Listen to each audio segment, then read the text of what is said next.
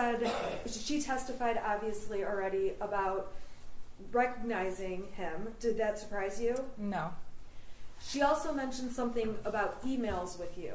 Do you recall having email exchanges with her?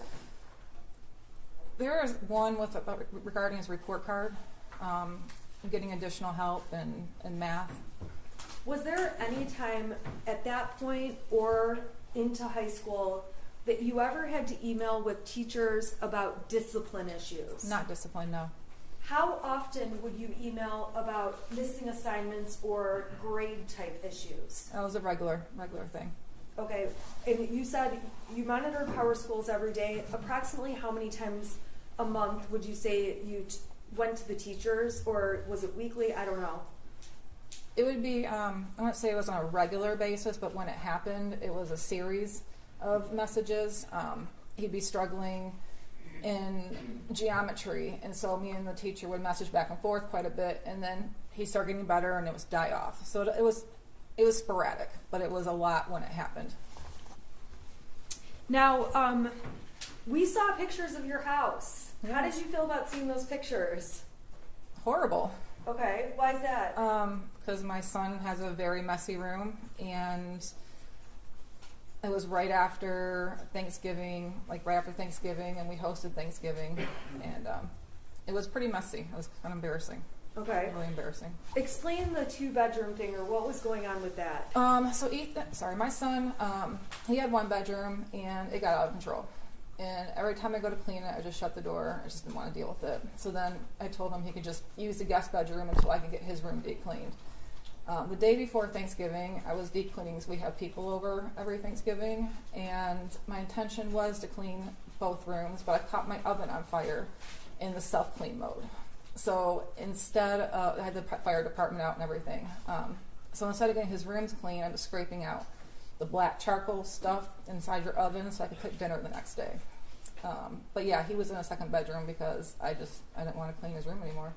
It was enough. Did you have any plans to do anything with all that stuff? Yeah, we're going through a lot of stuff because he outgrew a lot of the clothes and the shoes. There's a lot of toy-like things that he doesn't use anymore, so we were just going to pack it up and donate it. Okay, and when were you planning to do that? Between Thanksgiving and Christmas, before he got new stuff.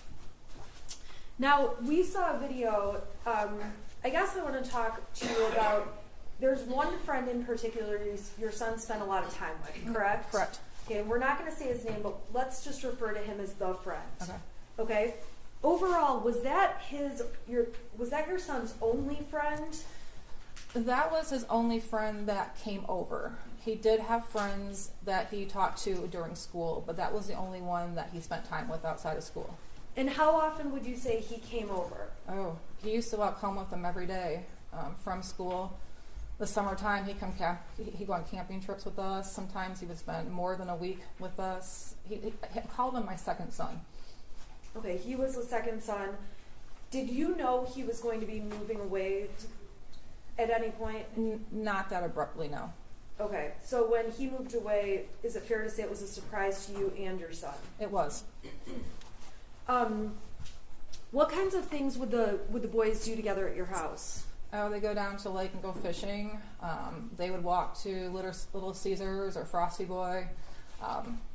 They go in the backyard, shoot the BBs. They go swimming in the pool. We took them bowling a lot. They played video games. Now, when you had him over at the house, or I guess was it more common for him to be at your house or for your son to be at his friend's house? My son has never been to his house. Okay, why is that? Because he had OCD, not my son, his friend had OCD issues, and he didn't want other people in the house. At your house, did that friend exhibit any issues? No, not at all. Okay, so were you surprised when he moved? Yeah, very surprised. We saw evidence that you had Life 360 on your phone, and it was on James's phone, right? Correct. Can you tell the jury what Life 360 is, what the point of it is, why it's on the phone? It's a family tracking app, so you know where people are at. My husband's mother-in-law got sick in the middle of April, and instead of me worrying about where he was while he was down in Florida with his mother and I was up here, we just installed the app on his phone so I knew if he was at the hospital or if I knew he was at his dad's house. So just that way, I'm at the bottom. I'm always worried about him and places he goes. So it's just one thing that eased my mind a little bit. Do you, is that something you frequently message your husband? Where are you? Where are you? Where are you? A lot. Okay, so the jury's going to see the entire stack of exhibits. If they go through all of your messages, how often a week would you say you're on top of him about where he is? Daily. What about your son? Were you ever worried about where he was? I mean, not during the day. He was at school. If he didn't get home from school the time he was supposed to, I'd worry about him. Okay. And did you ever ask James about him in messages? Yeah. Okay. Yeah. The prosecution introduced evidence that makes it sound like you and James only talk about these horses. Actually, the form of the question makes it sound, and this is direct exam, not cross, so this should be non-leading questions as well. How often would you say you discuss your horses versus your son when you're messaging each other? A lot more with the horses. Why is that? Because my horses, at least, were accident prone, and my husband didn't know a lot about horses. They were more my thing. With him working from home, a lot of times I'd have him go out and check on him, tell him what to do. He started getting into him. He had questions. I knew my son was at school. I knew where he was at during the day. I can talk to him after school. Horses can't talk, so if something's wrong, we've got to kind of figure it out. But yeah, we talked a lot about horses. Is it fair to say that, did you have additional conversations with James about horses and or Ethan? Yeah. How often would you and James talk about or talk to Ethan? Well, talk to him every day. Talk about him probably every day too. Okay. Did Ethan have scheduling things you had to work out? Yeah, he had bowling practices throughout the week, bowling matches, and he worked part-time in a diner. So we had to work out transportation and scheduling with that. In terms of your relationship with your son, how did you think your relationship was? I thought we were pretty close. We would talk. We did a lot of things together. I trusted him, and I felt like I had an open door and he can come to me about anything. I mean, I felt as a family the three of us were really close. Okay, you're getting a lot of, no, it's okay. You're getting a lot of redness here. Is that normal? Yes, because I'm talking in front of people and my nerves act up. So I get splotchy and I might break out in hives, and I apologize. Okay, but you are okay? Yeah, I'm fine. Okay. So with regard to your son, did you ever go through his text messages, go through his bedroom? What kind of a parent were you in terms of going through those things? I did not go through his text messages. I didn't have a reason to. His bedroom I would go through when I clean it. When I come across things, I look through it to see if it was something I needed to keep or throw away. But I never went through his text messages. What about, you did say you went through his grades. Correct. Did you end up having discipline issues with him? A couple of times we did, yes. What kind of things would those be over? Missing assignments in his grades. Okay. Well, any other things that were discipline issues? No. At school or at home? No.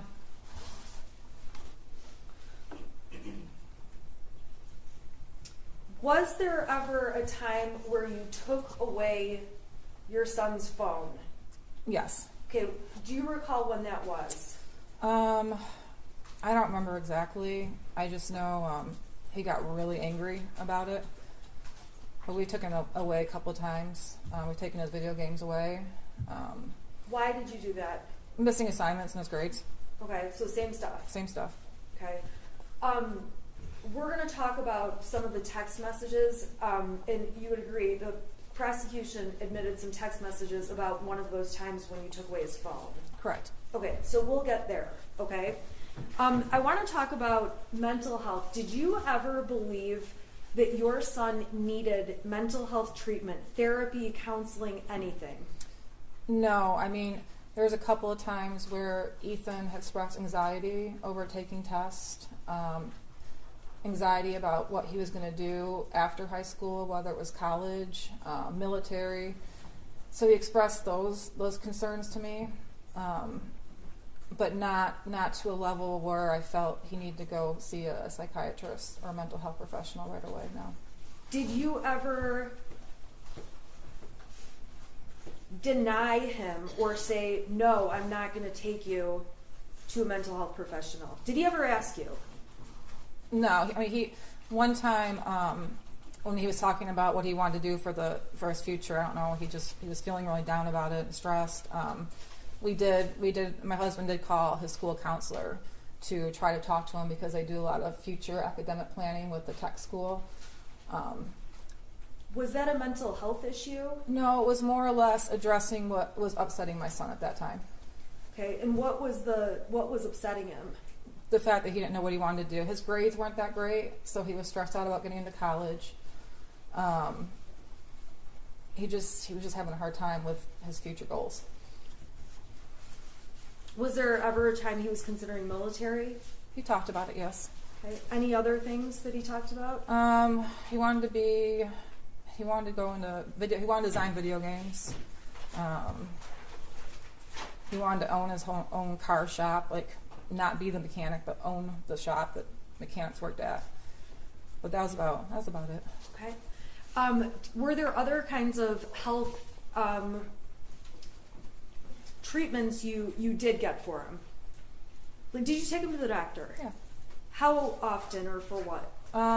When he got sick, if it was obviously, during COVID it was different because every little thing I freaked out about, so we'd take him to get a COVID test or take him to the doctors. But growing up, it would just be if he had a headache that persisted for longer than a week. But most things are nothing serious. Did he have insurance? Did you have insurance coverage on your son? My husband did. Okay, always, or were there times where you didn't?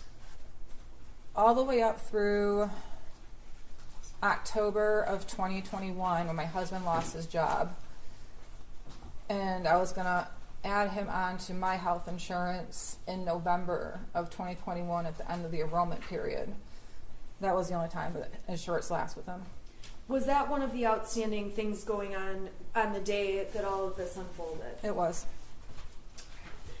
Despite, in addition to physically going to the doctor, did you have access to some kind of virtual plan? Yeah, through my company. It's called Allied Health Network.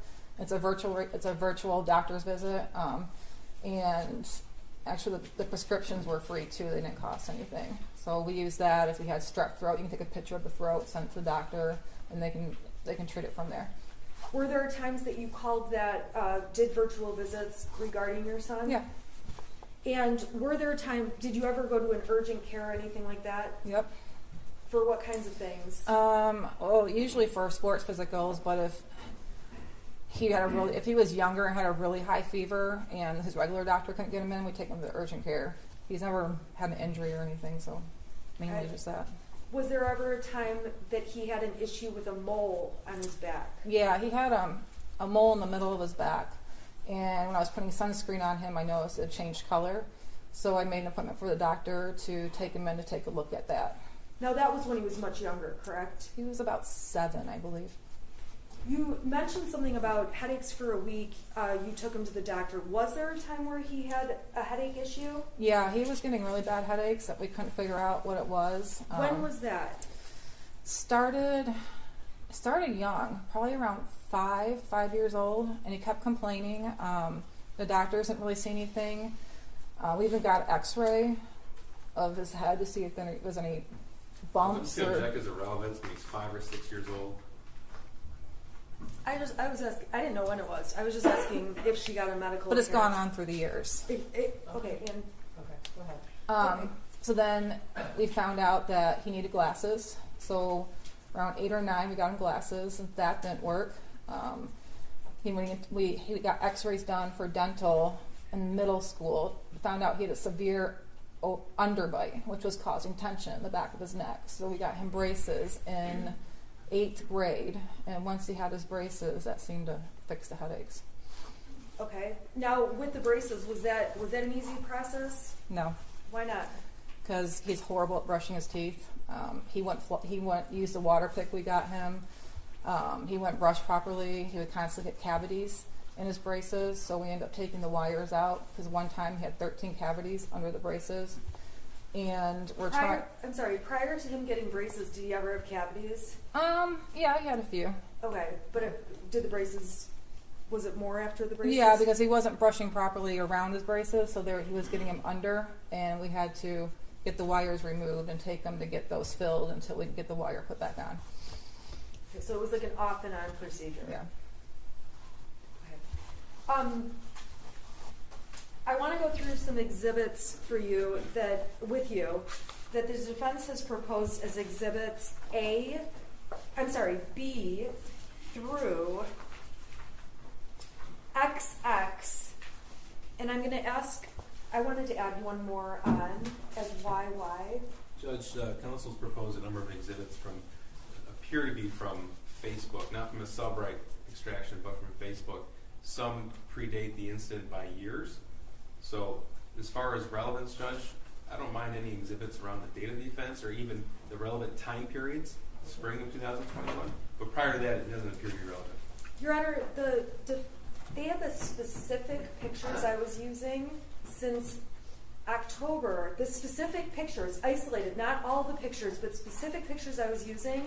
They never filed a motion to exclude any of those. They don't have to, right? Okay, so we'll go exhibit by exhibit. I haven't seen any of the exhibits, so they obviously will be treated differently. Okay, Your Honor, would you like me to bring you the hard copy, and then if the exhibit's okay, we can put it on the screen? Yeah, I can submit it. We'll put it on the screen. Okay, and I did them just. They have copies of all these. Yes, sir. Okay. Yeah, I haven't seen any of them, so. And I've actually had them redacted and then sent the redacted version to cut out the faces of any minors. Okay. Okay, so I'm going to bring the court what's been marked as B through. This is YY if it's admitted. B through YY. May I approach? Sure. Thank you. Okay.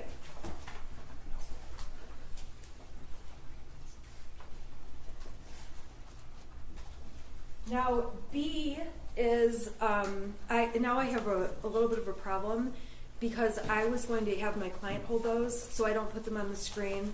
Because I don't know which ones, if any, the prosecution will stipulate to. So I can give these to her. okay, so the first proposed exhibit is B. It's several pages. It shows thumbnails throughout the years so the jury can see the variety of things posted on. Because the prosecution introduced text messages. How many pages is B? I believe it's 14. They're just like thumbnails. I'm not going to go through each thumbnail either.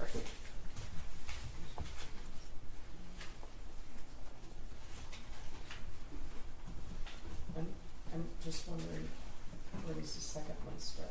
It's C. Exhibit C. Exhibit C would be the next exhibit. Okay. Do you recognize what the court has just handed you? Yes. Okay. What is in Exhibit B? What does it appear to be? These are pictures I've posted on Facebook. Okay. And there's a lot of them. Is that a fair statement? Yes. Okay. Are those are all the pictures you posted on Facebook? They're not from any, they're from the whole period, correct? What do you mean? What's the period?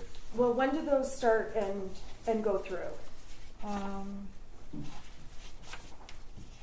would say mainly 2000. Is the defendant 20? dates on that copy? There's I'm no just- dates on my I copy. don't think there's any dates. I can tell by the. Looks like from 2020 to 2021. Now, do you post on Facebook a lot? I do. Like way too much? I do. Okay, so I am not going to go through every Facebook post you've made. You understand that, right? Yeah. Okay. Would this exhibit give the jury an idea of what you post about generally if they just took a look at the variety of pictures? Yes. I have to object as to relevance. Again, it's from the time period that's relevant, I have no objection to these coming in. But even the defendant doesn't know with specificity when these were taken. She says they start in 2020. She thinks. No, I know. And there's no dates on there. Yeah, you'll have your turn. There's no dates on there. And if it's from the spring of 21 onto the shooting event, that's fine. Your Honor, That's the the time we talked prosecution has about. made it sound like... Okay, look, you specifically asked that you guys not talk at the same time. Sorry, Yeah. I did. All right, so So B appears to be a thumbnail version of pictures. The rest of the exhibits are pictures with dates next to them. okay. And that might be the best way to go through which ones are from the right date and which ones aren't. Okay, well, date-wise, this happened November 30th, 2021, That's right. and things have been put into evidence with regard to the defendant and the shooter as early as April of 2021. March. Okay, so Yeah. Your Honor, I believe they've gone back longer in terms of some of the testimony that's come out. well, I guess I was going to say that. So I don't think that the pictures starting in 2020 are that remote. I don't know if there's any.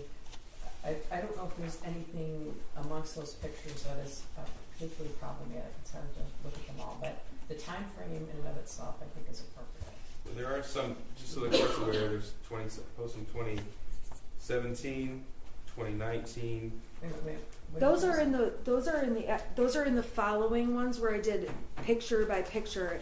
So those will go through after this exhibit. This exhibit B, Is 2020 and 2021.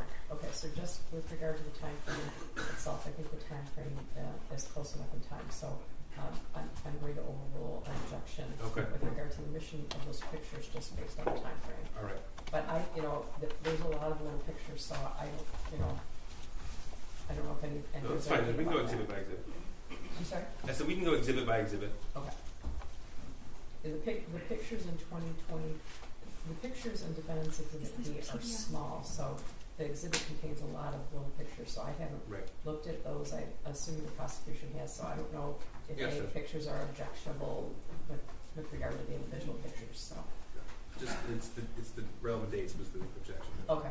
Okay, so Mrs. Crumbley, the jury is going to get these if they want to sit and look at all of them. Okay, I don't want to go through all of them.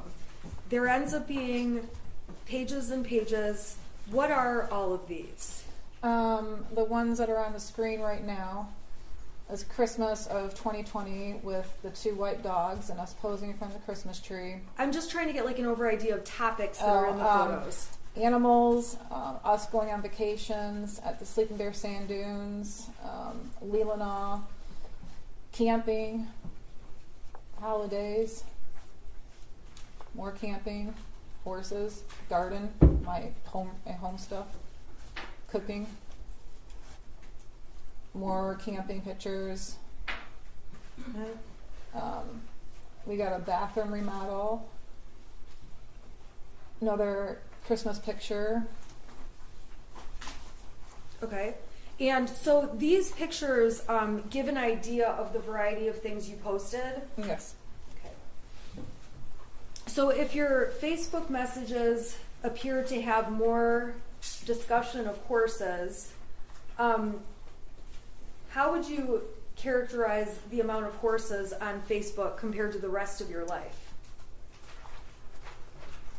Over the last couple of years, more.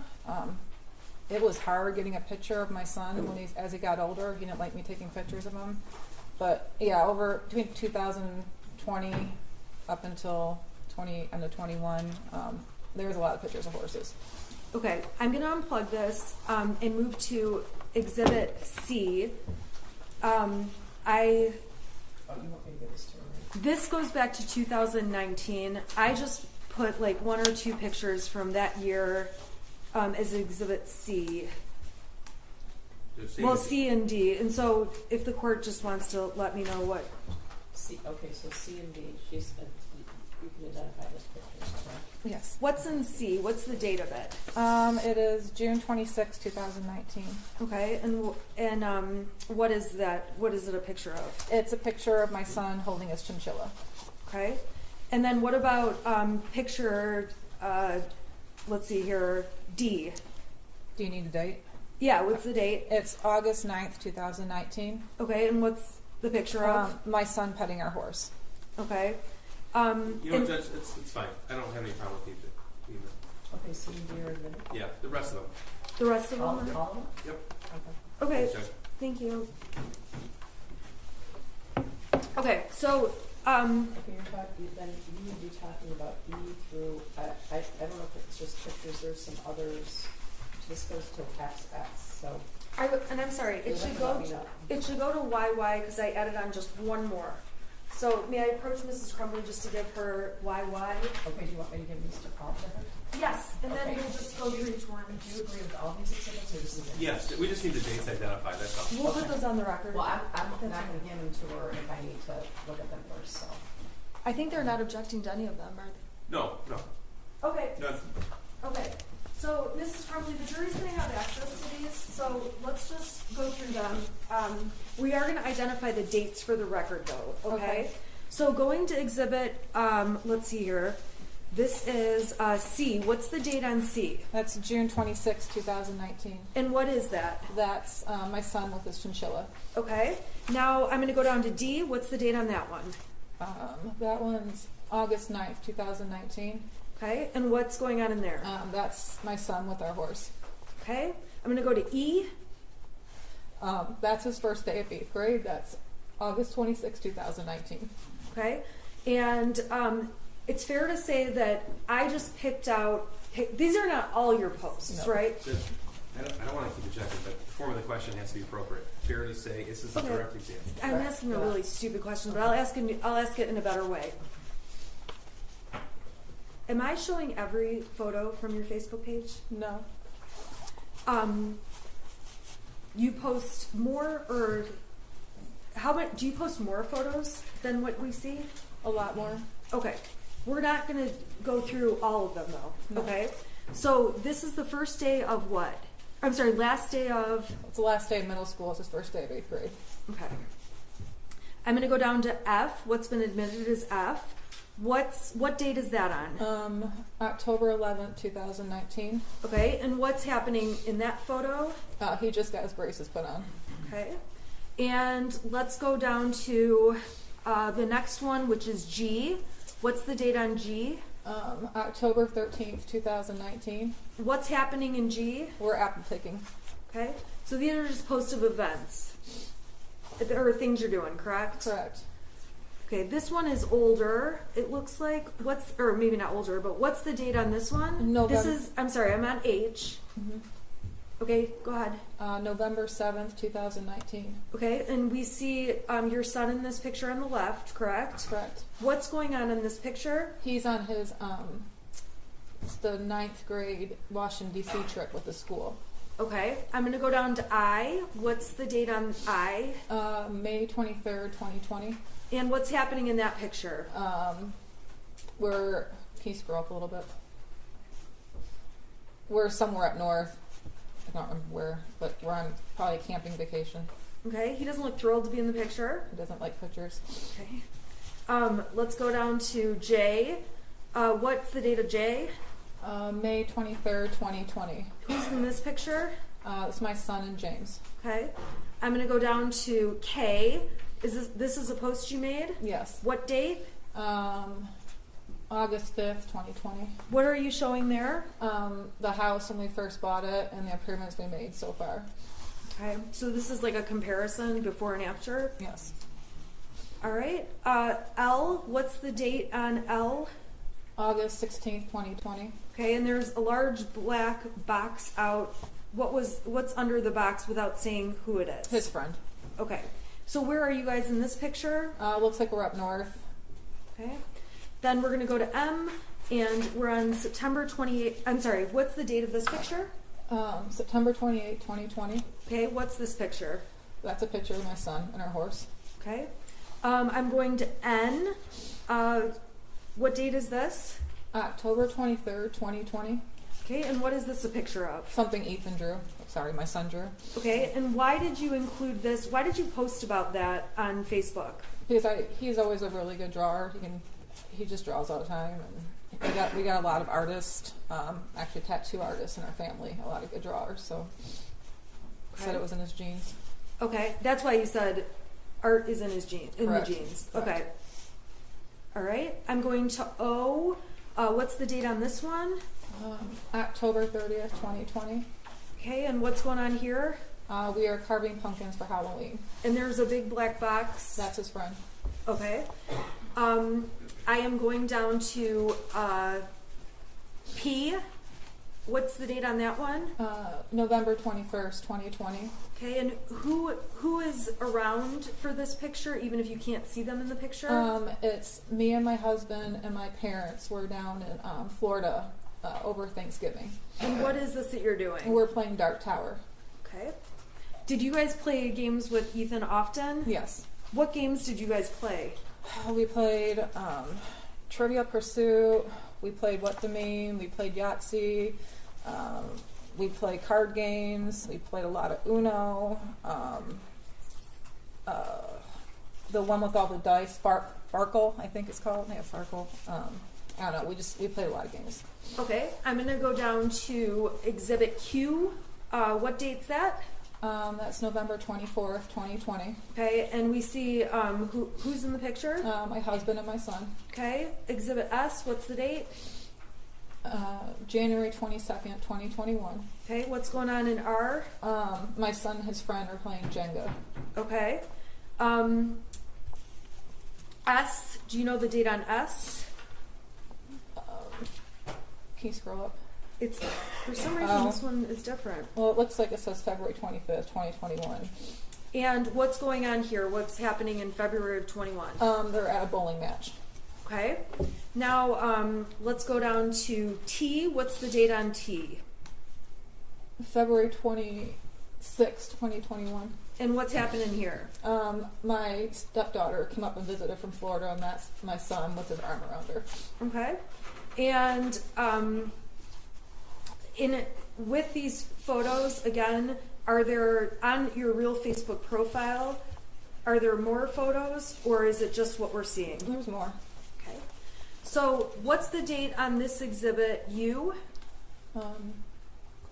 May 15th, 2021. Okay, and what's the point of this post? There's a couple pictures. That was showing our backyard improvements that we've done since we bought the house. Okay. And then let's go to V. What's the date on V? May 16th, 2021. What are you showing here? Our garden. Okay. Now, this is W. What's the date on W? May 29th, 2021. Okay, and who's that? It's my son and Dexter, his kitten. Okay. Dexter is mentioned in one of the tapes. Is that correct? Yes. How is Dexter mentioned? When we were at the substation, I asked my son why, and he said, because I just did take care of Dexter for me. So when he said take care of Dexter, He's meaning his kitten. X, what's the date on X? May 29th, 2021. Okay, and what's going on this date? My son and Dexter just hanging out in his bed. Okay, we're gonna go to Y. What's the date on this one? I'm sorry, I'm going too fast. May 31st, 2021. Okay, who's in this one? My son and his kitten. Okay. Z, what's the date on this one? June 13th, 2021. And where are you guys? We're at Cedar Point. Is this like a family trip? Yes. Did you guys do a lot of family trips? Yes. Okay. A lot of family trips during summer of 2021? Yeah. Okay. We're here in exhibit AA. What's that? Yikes, I bumped it. What's the date on this one? June 26th, 2021. What are you showing here? My garden. Okay. This is exhibit BB. What date? June 27th, 2021. Okay, and what are you doing there? In the pool. Did you guys go in the pool with your son often? Yeah. He'd join us. Okay. And then let's see here. We've got Cece. Date. July 4th, 2021. What's going on here? My son and his friend are playing badminton against my parents. Okay. Is this at your house? Yes. DD. That's Date. July 11th, 2021. Okay. What is this? Me and my son and his friend we found a little spot off the Pollyann Trail, which runs through Oxford, and there was some weird big boy stuff going on, so we kind of walked around and checked it out. Okay. Let's see here. EE. It looks like there's 2 posts on this date. What date is that? That's July 30th, 2021. Okay, and what's happening in these posts? The first one I posted, my son and his friend were both passed out from a lot of hiking we did that day. Okay. What about the next photo from? Those are pictures of the campground that we were at. Okay. And so you took, is it fair to say you had the friend on vacation? Yeah, most of the time. Okay. July 31st, I'm sorry, what's the date on this one? I'm on FF. July 31st, 2021. Okay, what is this? We went to the Sleeping Bear Sand Dunes. Okay, and where it says like plus 29, what does that mean? There's 29 more photos that go along with that. Okay, we're not going to show them all though. Okay. All right, we're going to GG. What's going on here? What's the date? August 21st, 2021. What are you guys doing August 21st, 2021? My son and his friend were putting up a tent in our backyard and doing backyard camping. Okay. What's the next one? You posted this on what date? I posted on August 21st, 2021. Okay, and what's the point of this post? It was a memory from 3 years ago of my son and his friend with our horse, and I was pointing out to my son's friend's mom that they were so small 3 years ago. Okay. What about this one? What's the date on, let's see here, August 25th, 2021. Okay, what's this? That's his first day of school. Okay, what grade? 10th grade. And let's go to JJ. What's this date? August 29th, 2021. Okay, what's going on in this picture? Me and my son were taking a picture for his old football coach. I tagged him in it. It was the only picture he would take with me, so he could say hi to his coach Rope. All right, what about date on this one, which is marked as KK? September 6th, 2021. And what's going on there? My son's leash training his kitten. Do cats ever walk on a leash? It wasn't successful. Okay. Next picture, LL. What's the date? September 18th, 2021. Okay, and what are you doing here? We rented a houseboat for the weekend, and my husband and I are walking around the outside on the dock and was sneaking pictures of the boys inside the houseboat playing card games. Why were you sneaking pictures of them? Because they wouldn't let us take any pictures of them. Okay. Typical teenagers. All right, MM. What's that date? September 18th, 2021. Okay, and what were the photos here? I know it was the houseboat weekend. We went to Mackinac City, so I think it was something in Mackinac City. Okay, and then the blacked out box, is that the friend? I think it's the friend's parents. The friend's, okay. Oh no, the friend. But never mind. Never mind. Okay, NN. What's the date on this one? September 21st, 2021. Okay, and what's this? My son and Dexter sleeping.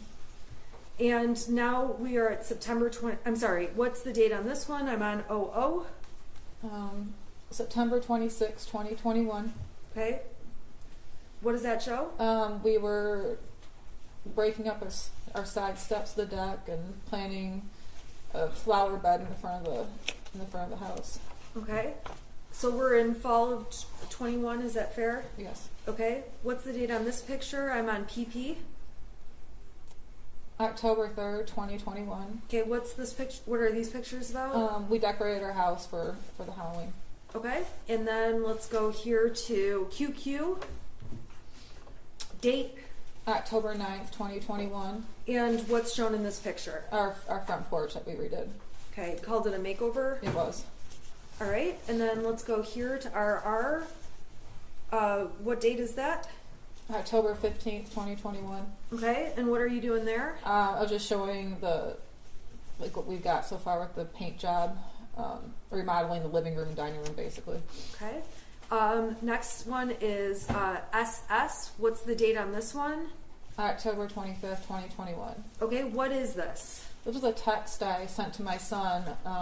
Him and my husband were going somewhere, I don't remember, but I was just checking in. I said, you guys are okay? And my son made the comment, no, we're in the back of a white van headed to Alabama, because he's very sarcastic, and I found it funny, and I posted it. Okay. Was he sarcastic Yeah. more? I'm sorry. Go ahead. Explain the sarcasm. I mean, that's an example of it right there. Okay. Yeah, he was always sarcastic, always messing around with us. Okay. When you say messing around with you, we're gonna get to that when we talk about some other posts. Is that fair? Okay. Okay. So let's go down to this photograph. TT. What is this? What date? That's October 29th, 2021. Okay. And what are you doing? That's where we're on the virtual reality playing Beat Saber. Okay. And then this one, UU. Okay, what's the date on this one? November 26th or 25th, 2021. Okay, and what's going on here? Thanksgiving. Okay, Thanksgiving, is this Thanksgiving Day? Yes. So this would have been Thursday. Correct. Okay. We're going to talk more about the next couple of days more slowly, but I'm going to go through the pictures first, okay? And then I'm going to take them off the screen so we can talk a little more. Is that all right? Yeah. Okay, so what is this post? What's the date on this one, VV? November 25th, 2021. And what is this picture? What are these pictures showing? Our family, my aunt and uncle, my cousin, her husband, and then me, James, and my son. And then it shows us playing dice. Okay. Or left, right, center. Is this on Thanksgiving? Yes. All right. And then on WW, what day is this on? That's November 26th, 2021. Okay. And what were you guys doing on this day, November 26th, 2021, which is a day we're going to talk about in more detail? We were cutting our Christmas tree down. Okay. And then ultimately we have XX. What date is this? November 27th, 2021. Okay, so this would have been Saturday. Yes. And what's going on in this picture? We got our Christmas decorations and everything out. Okay. Then we have YY. What day is this from? November 26th, 2021. Okay, and what's happening in this picture? My son and my husband are laughing at me because I dragged them around the whole tree farm to pick the tree. So they were finally happy it was over. Okay, so that's YY, right? Right. Okay. I'm gonna close this for just a minute, and just make sure that exhibits B through YY were admitted. They're admitted, correct? Yes. Okay, and then the defense is only going to have one other exhibit, but we'll get to that one. Okay? Okay. So, Mrs. Crumbley, I want to go back and talk to you. We went through a lot of Facebook pages, obviously, or pictures. On Thanksgiving, who was at your house? It was my aunt and uncle, my cousin, and her husband. And what did you guys do, if anything, that night? Well, they were there probably till about 7 or 8 o'clock. So we played left, right, center, just the normal family stuff. Did anything seem off or strange with your son? No. Was he spending time with family members, or was he in his room? What was he doing? He was back and forth. He would come out and play games with us, or when it got to adult talk, he would go in his room and play his video games. Now, we definitely saw a lot of his friend in the photographs. Were there other times where he would not have his friend with him? Yeah, there were times. Okay. Was he happy? Was he okay without his friend? How was he? Yeah, I mean, most of the times it was just the three of us. It was usually out-of-state travel. Okay. Let's see here. Okay, so on the day after Thanksgiving, what did you do that day? I went shopping. I go shopping every every year, day after Thanksgiving, Black Friday shopping. I wake up about 4 o'clock and I go shopping. Okay, so where did you go that day, if you remember? I usually go to Meijer, and then from there I'll head up to Marshall's and Lapeer, and then sometimes I will hit the, not Home Depot, the other home improvement store, Menards. I would hit Menards. And on that date, when you went, it was the 26th, correct? Yes, correct. Do you know, when you left your house, did you know what James and Ethan, your son, were going to be doing that day? No, they were sleeping when I left. Okay, when you got home, were they home or were they where were they? They weren't home. Did they ever come home? Yeah, I texted my husband and asked where you're at, and I believe he called me and told me that him and Ethan were at the Acme firearm store looking at guns. Okay. And then they came home from there. Okay, did they purchase a gun that day? They did. Okay, the prosecution brought in exhibits showing the receipts, all of that. You weren't with them when they bought the gun, correct? No, I was not. Okay. You did post on Facebook a photo of the gun. We saw the post, correct? Correct. And in the post that's been admitted already, you described it as your son's Christmas gift. Can you explain who wanted the gun? What does it mean? They had rented a 9mm at the shooting range before, so they knew it was the type of gun, or the size gun, I guess what it is, that they wanted to get. And my son and my husband did a lot of texting back and forth. My son did a lot of research on it, and they're comparing different ones that they wanted to buy. That went on for a couple of months. My husband just kind of kept blowing it off, like, not right now. And then I guess when I was out shopping, they said, well, let's go try on Black Friday, see if we can get one on sale, or if there's any deals going on. Okay, so they ultimately did get one? Right. Now, did you object? Did you say, I don't want that gun in the house? Anything like that? No, I was more angry that they cut into our Christmas tree time. Usually cut my Christmas tree down right after I get back from shopping, but I had to wait for them. So I was irritated at that. When they came home, did they show you the gun? Yes. Okay, and what did you guys do? They just showed me it was on the kitchen counter, and then my husband put it up, and we went to the Christmas tree farm. What do you mean by put it up? He put it back in the case with the cable lock and back in the bedroom. Okay, let's talk about just guns overall. This jury needs to understand some details, okay? If I ask a question you don't know what I'm talking about, let me know. Because are guns your thing? Not really, no. Okay, but do you have awareness about guns within your home? I do. Okay. Who is responsible for storing the gun? My husband is. Okay, explain why you say he's responsible for that role. I just didn't feel comfortable being in charge of that. It was more his thing, so I let him handle that. I didn't feel comfortable putting the lock thing on it. I just rather not let him do it. And I think in one of the messages that was admitted with Brian, you called it a string lock? Yeah. Okay, do you understand now it's a cable lock? I do. Okay. So, were there ever any times where you would take the cable lock off or put it on? No. Now, there were, prior to buying that gun, did James own any other guns? He did. How many? 2. And by 2, the jury has seen the Derringer and the Kel-Tec. Were those the other 2? Correct. Okay, so those are the other 2 guns. How were those stored? They were stored in a safe. Okay, and was that different than the 9mm? It was. Okay, explain to the jury the difference. We had a gun safe, so when they bought the 2 other guns, they transported the 2 other guns into the gun safe. And then everything else, well, I don't know. Everything went, like the cable lock and the other case went somewhere. The 9mm was in a case, but it was locked it was in the case locked with a cable lock.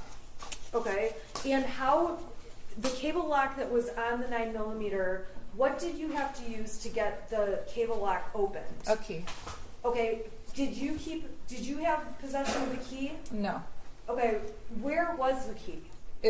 I collected German beer steins, so it was in one of the beer steins. Where are those located? Throughout the house. We have them on top of there's a a ledge over the refrigerator in our kitchen. So they go from wall to wall. Then we had corner shelves in our house that had them. We had a lot. Okay. Did you know which particular beer stein the cable lock key was in? No. Do you know if your son knew which beer stein it was in? No. What about ammunition for the 9mm? Was there any bought on the 26th when the weapon was purchased? No. Okay, so that day we saw, obviously, your Facebook post. You describe it as your son's gift. Did he have free access to that gun? No, it was for him to use at the shooting range only. Was he allowed to take it out? Not without my husband around. Did he know where it was kept? My husband hid it usually in our bedroom in different spots. Okay, what was the intention of hiding it? That's just what you're supposed to do. Okay, and when it was hidden, was it locked in any way? It had the cable lock on it. Okay, and you again testified about the key being in a beer stein?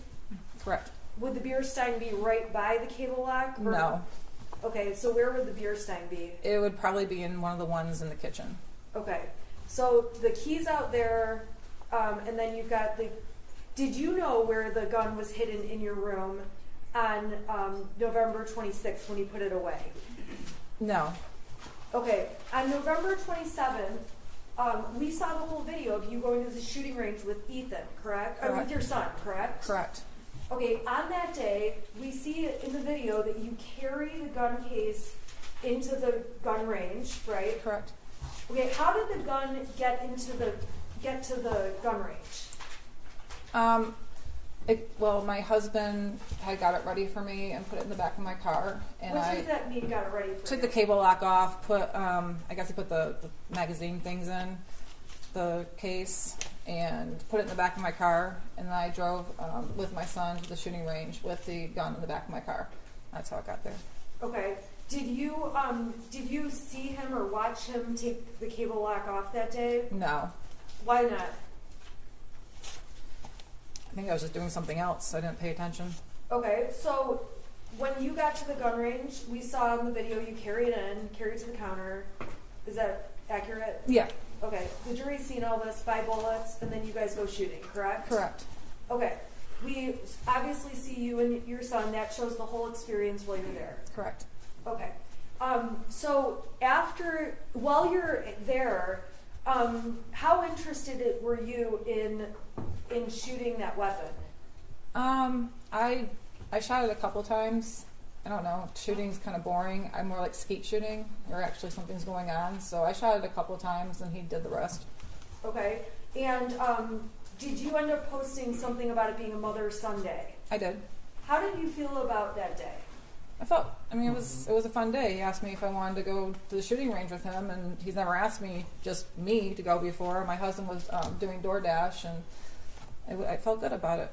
How many times had you been to the shooting range before that day? Once. And when you went the one other time, who else was present? My husband. So this was the first day you were the only adult going? Correct. Okay, so we see obviously in the video you carry the gun in the case out. Did it have the cable lock on at that point? No. Okay, so what did you do from there? This is when we're leaving. Yeah. I put the gun in the back of my vehicle and drove. Explain where in the back of your vehicle. So in the back of the SUV, it has a little thing that opens up where the spare tire is. I put under there. Okay, and then where did you go? I went home. And did you take the gun in the house? No, I took the bullets in the house and hid them, and my husband took the gun in the house when he got home from work. Okay, so was there a period of time that the gun was not in the home but in your car? Yeah, probably for a couple hours. Okay, why is that? I just don't feel comfortable with it. I don't. That's his thing. Okay, so on that Saturday, it was left in the vehicle, and your vehicle was locked. Correct. Do you know if the gun was brought into the house and put away? Yes. Okay, how do you know that? My husband. The next day is Monday, is that right? Correct. Okay, what did you do on Monday? I went to work. Okay, and on Monday, we heard the voicemail you got. Is that Is that accurate? Yes. Describe for the jury overall what happened or what you were dealing with that day. I received a voicemail on my phone while I was at work. It was Pam Fine, one of the school counselors, calling to let me know that my son was looking at bullets in class. She let me know that they had a meeting with my son and that he said what he was doing was wrong, admitted responsibility. They gave him an example about teachers, they brew beer at home, shouldn't be looking it up in school, and it was kind of upbeat. And then she ended up with, he understood. He went back to class. Just want to let you know. If you have any questions, please give us a call. Have a good holiday. Okay. And on that date, did you call Miss Fine back? No, I did not. What was your reaction to getting that message? It was pretty black and white. She said what happened. They seemed like they solved the problem, and I didn't have any questions. Okay. So on that date, did you end up saying anything to James about it? I believe I did. Did you say anything to your son about it? I did.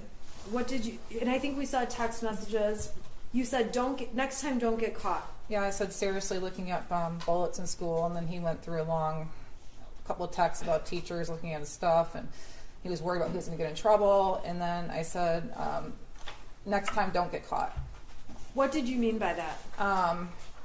So there's an ongoing thing in our house. Someone would always ask me the trouble I would get in high school because I was a little bit of a troublemaker because I always got caught. Like all my friends could be doing the same thing and I'd be the one to get caught. So it was kind of referencing to that. Okay. So you said that, and did you feel you had to discipline him or do anything beyond talk to him about it? No, we talked. I listened to the voicemail and that was that. Okay. Now, I'm going to go back for a couple minutes to talk to you about some exhibits the prosecution introduced from earlier in the year, okay?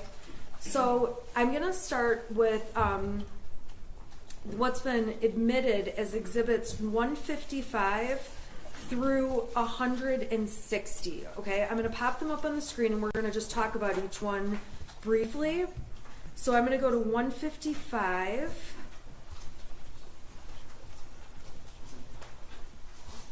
Okay, I'm going to plug my...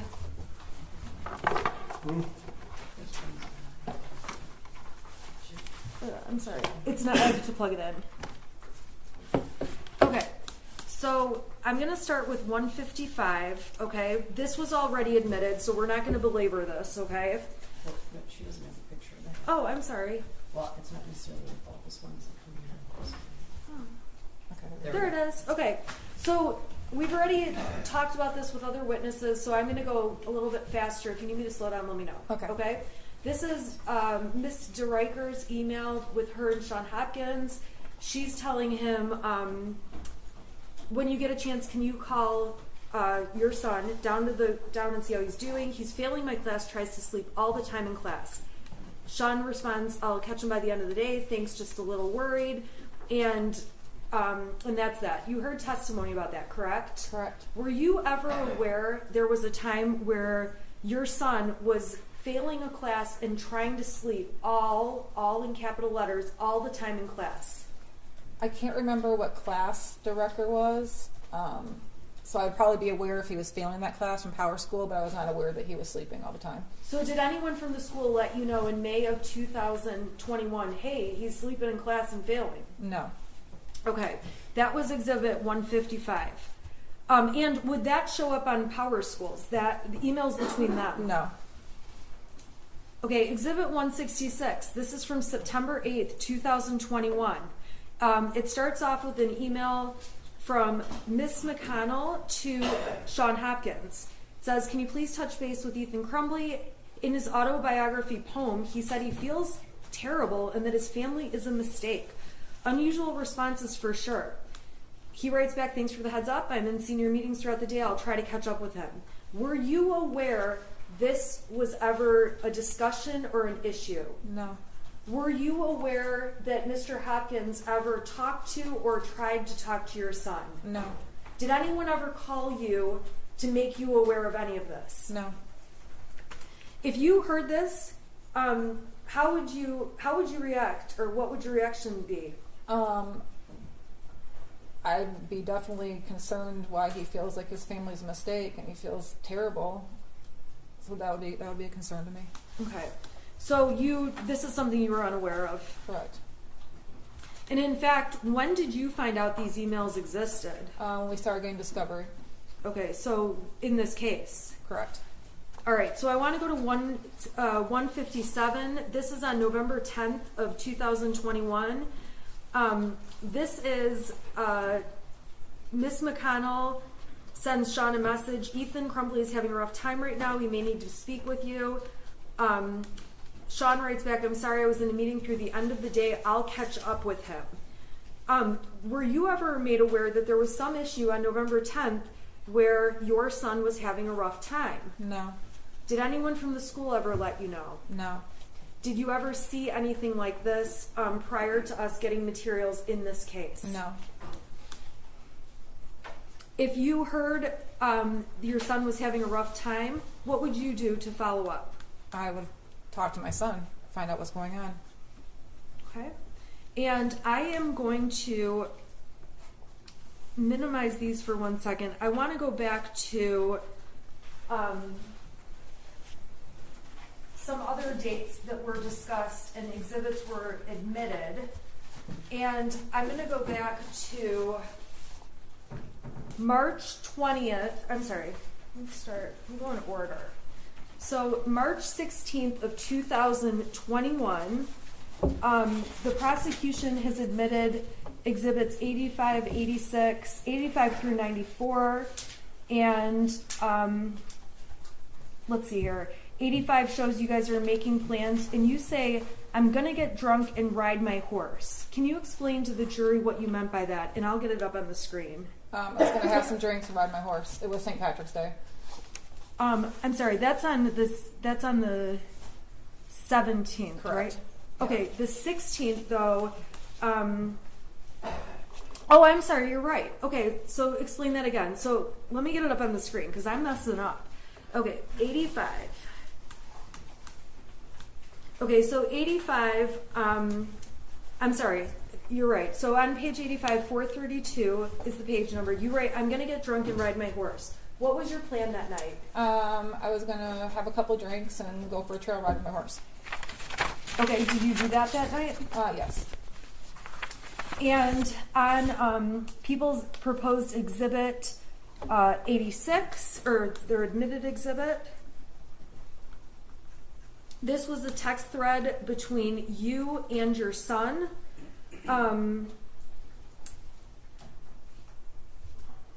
Let's see here. This is a text where the prosecution admitted to show that your son texted you, okay, the house is now haunted.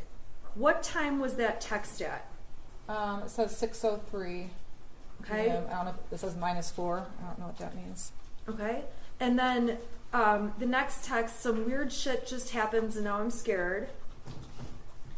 Next one, I got some videos and a picture of the demon is throwing bowls. I'm not joking, it fucked up the kitchen. I'm just going to be an outsider for a while. Can you at least text back? Okay, do you recall this day on March 17th, 2021? It didn't stick out to me until this whole... No, I don't recall it exactly. I just remember it ever since we got discovery on this case. Okay, so on March 17th, there was a point when did you ever see these texts? I probably didn't. Not that time. Do you recall seeing these texts at any point prior to this case? I'm sure I did, but they weren't. No, I don't. I mean, I'm sure I saw them, but they just didn't stick out to me until this case. Why didn't they stick out to you? Because it wasn't anything that was anything serious. It was Ethan just messing around. You got to explain to the jury, how did Ethan mess around? So he's been convinced our house has been haunted since 2015. It was built in 1920. Around that time frame, him and his friend would go down to the basement and play a Ouija board. So they thought we had a house ghost. So it was around that time when he would mess with us that things were going on in the house. Silverware was flying across the room. Doors were slamming. He actually took a video of the door and showed me when I got home, and you can clearly see where he's standing back with his phone, looking at the door that's open. You can see him walk up the door, and you can kind of see him slam it, and him trying to say, "See, our house is haunted." So it was that kind of stuff that he did. Okay, and did that continue on into 2021 when you'd get messages like this? Only a couple of times, but I think he just got over it. Like it wasn't. He got bored with messing around with the ghost. Did you mess around with him? Yes. Okay, what did you do to him? When they were downstairs in the basement playing Ouija board one night, I went and flipped the circuit breaker off in the house, and he thought it was the ghost they conjured up on the Ouija board. Did James ever mess around with you or with Ethan? Yeah, a little bit. Give us an example of what he did. He said a lamp fell off a ledge in the basement, and so he named the ghost Victoria. So he was convinced there was another house ghost. So just kind of like an ongoing, like our house ghost, we called it. My son named it Boris Johnson. My husband named it Victoria. It was just a little phase. Was there ever a time where James pretended he got electrocuted? Yes. What did he do? We were remodeling our living room, and he was taking the old ceiling fan down and having to figure out what wires go where to the new ceiling fan. And as he was reaching up, he pretended to get electrocuted, and he fell on the ground and was shaking, and I ran up and I kicked him. I don't know why I kicked him, but I did. And then he stopped, and I realized he was joking, and my son had the phone recording the whole time. So this kind of stuff between you, your son, and your husband was like typical joking around kind of stuff. It was. Okay, so when you look back at these texts now and you see that there's a demon throwing bowls and things like that, now looking back, do you think, oh my gosh, he had mental issues? No. What do you think was going on? Just what I said, that it was just him messing around. He only did it when we weren't at home, and it was for a short period of time, and then he got bored. Okay. So on that date, the prosecution admitted all kinds of stuff to show you were with your horse, and James was with your horse, correct? Correct. And you guys were with your horse? Correct. How long would you have been out there? What was a typical trip to the barn? Usually about 3 hours. It takes about a half hour to get the horses tacked up and ready. We usually row for about an hour, and then anywhere from a half hour to 45 minutes to cool them down. And with respect to the horses, did you and James go out there? Did you go every day? No. How did that work? Who went? How did you guys pick? Whoever felt like going or had the most availability. Sometimes I'd work late, past 6 o'clock at night. I couldn't go. There's nights that my son had to go to bowling that had taken. Whatever happened that day, we just say, I'm going, or you're going, or it just was a day-by-day thing. Okay, so I'm going to skip ahead. This has been admitted as Exhibit 84. This goes to March 8th and 9th. Okay, do you remember talking about those dates? I think so, yeah. Okay, now on those dates, the prosecution admitted Exhibit 84, which is up on the screen. These are texts between James and you, and it looks like you're saying you're going to have to skip the barn tonight. Do you recall that? Yes. Okay. And then you ask, is Ethan going to bowling? Correct.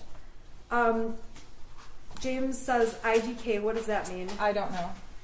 All right. And you ask him about that.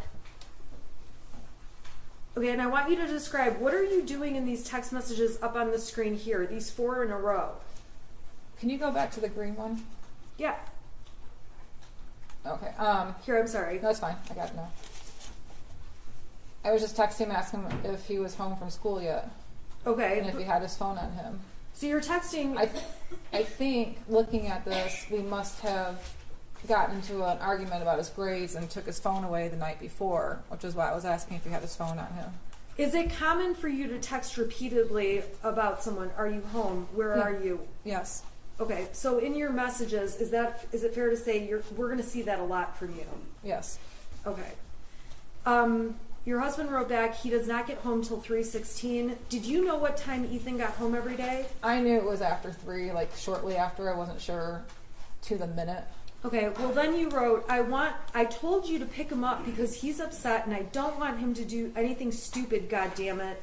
What did you mean by that? I don't know, just if he walked home, I was worried if like he was upset, he would just walk to Little Caesars or Frosty Boy and not let us know, and then I'd worry, or he'd take the route through, there's like some kind of woodsy area to get the trail to our house, and there's some homeless people that live back in there. It was just more or less, I was just worried about him just not wanting to come home because we got in an argument the night before. So when you say I don't want him to do anything stupid, were you worried he'd hurt himself or anything like that? No. And James responds, dude, chill, he is fine, and I am trying to fucking work. Your next question, does he have his phone? Is that right? Correct. Okay. And then he says he won't answer while he's walking. The exhibit speaks for itself. And then you start up with, I'm seriously freaking out. Is he home yet? And then it looks like a blank message. Yeah. Why are you freaking out so much? Because he didn't tell me he was home. So, and I think he must have, I don't know, did something with work. I couldn't get a hold of him. So it was like, why can't I get a hold of you? Why can't I get a hold of anybody? Okay. Did this concern you ultimately that something happened that day, or did this get resolved? I think he just got home and that was it. Okay. Now, the next day, which would have been the 9th, you and James, we can agree, went to the barn together that day, correct? Correct. The prosecution provided a picture, GPS exhibits, phone data exhibits, correct? Correct. All right. On that day, we agree you guys are at the barn together. Correct. Okay. I'm going to go to the prosecutor's exhibit 82 that was admitted. Okay. And you send him a message to Ethan that says, where are you? Or Ethan sends you a message that says, I'm sorry. You send a message to Ethan saying, where are you? At 3:17 and 32 seconds, UTC -5, correct? Correct. All right. So then Ethan sends you all these texts. Can you get home now? I think that someone's in the house. Someone walked into the bathroom and flushed the toilet, left the light on. I thought it was you, but I came out, no one was home. There is no one in the house, though. Dude, my door just slammed. Maybe it's just my paranoia. But when are you going to get home? Okay, what was going on that day? So if you go back to the beginning of the thread. Okay. Is this the beginning? So you can see the time on there. That was the time I'd be driving home from the barn. And when I got home, he was asking me why I didn't answer the text, and he said the weird stuff was going on in the house again, and that was that. Okay, when you walked in, do you recall discussing these messages with him? It was mainly, I've been trying to text you, why don't you answer? And I told He him, said that, or you said that? he said that. Okay. And I told him I was driving home, I wasn't looking at my phone. So why weren't you looking at your phone, or what's going on with did you have a signal? Do you not have a signal? What's happening? I could have had a signal, I don't know. I probably just had my phone in the front seat of the passenger side and didn't look at it. Okay. When you're out at the barn, do you get every text that people send you? No. What's your signal like out there? I have Metro PCS, so it's not as good as somebody had AT&T and Verizon, but there's very limited spots at any barn I've been at where there's any type of signal. Usually you have to find the one spot you'll see everybody standing at talking on the phone, but it's not all over the barn. What about on the roads to the barn? So that barn we were at, it was between Oxford and Groveland area. So all those roads, once I passed the market, there's no signal until I got to a fire station. Then I have a signal, and then once I pass the fire station, I wouldn't have a signal. Then I hit a grocery store, I'd have a signal. Once I got past the grocery store, all the way to the barn, I had no signal. Looking back on these texts now from March 9th, okay, seeing him say, there's someone in the house, I think. Someone walked in the bathroom and flushed the toilet, left the light on. Do you think he was having mental issues that day? No. What do you think, what is your conclusion about these messages at this time? He was just messing with us. Okay. Is this the kind of messing you previously talked about? Yes. All right, I want to go to March 20th. This is People's Exhibits 96 through 100. They established on this date you're out at the barn. This is you, yes? Yes. Okay. And another picture of you. Yep. And we've got data showing that you were out there, correct? Okay.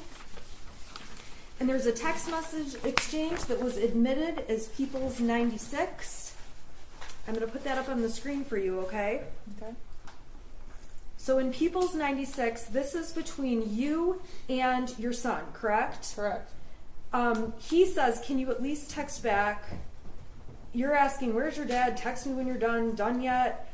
And he starts up with, I finished picking up the room. I cleaned until clothes started flying off the shelf. This stuff only happens when I'm home alone. I picked the clothes back up though. That's at, it looks like 2:34, and we may be off by an hour or so because it's that UTC. This one's -4. Your next text is jumping in shower, text your dad if I don't respond. And your text, no matter what the time zone is 6 hours later.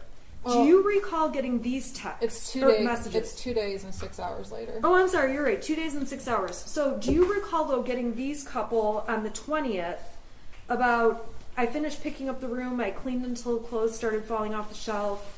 Do you recall that? Only when we got discovery.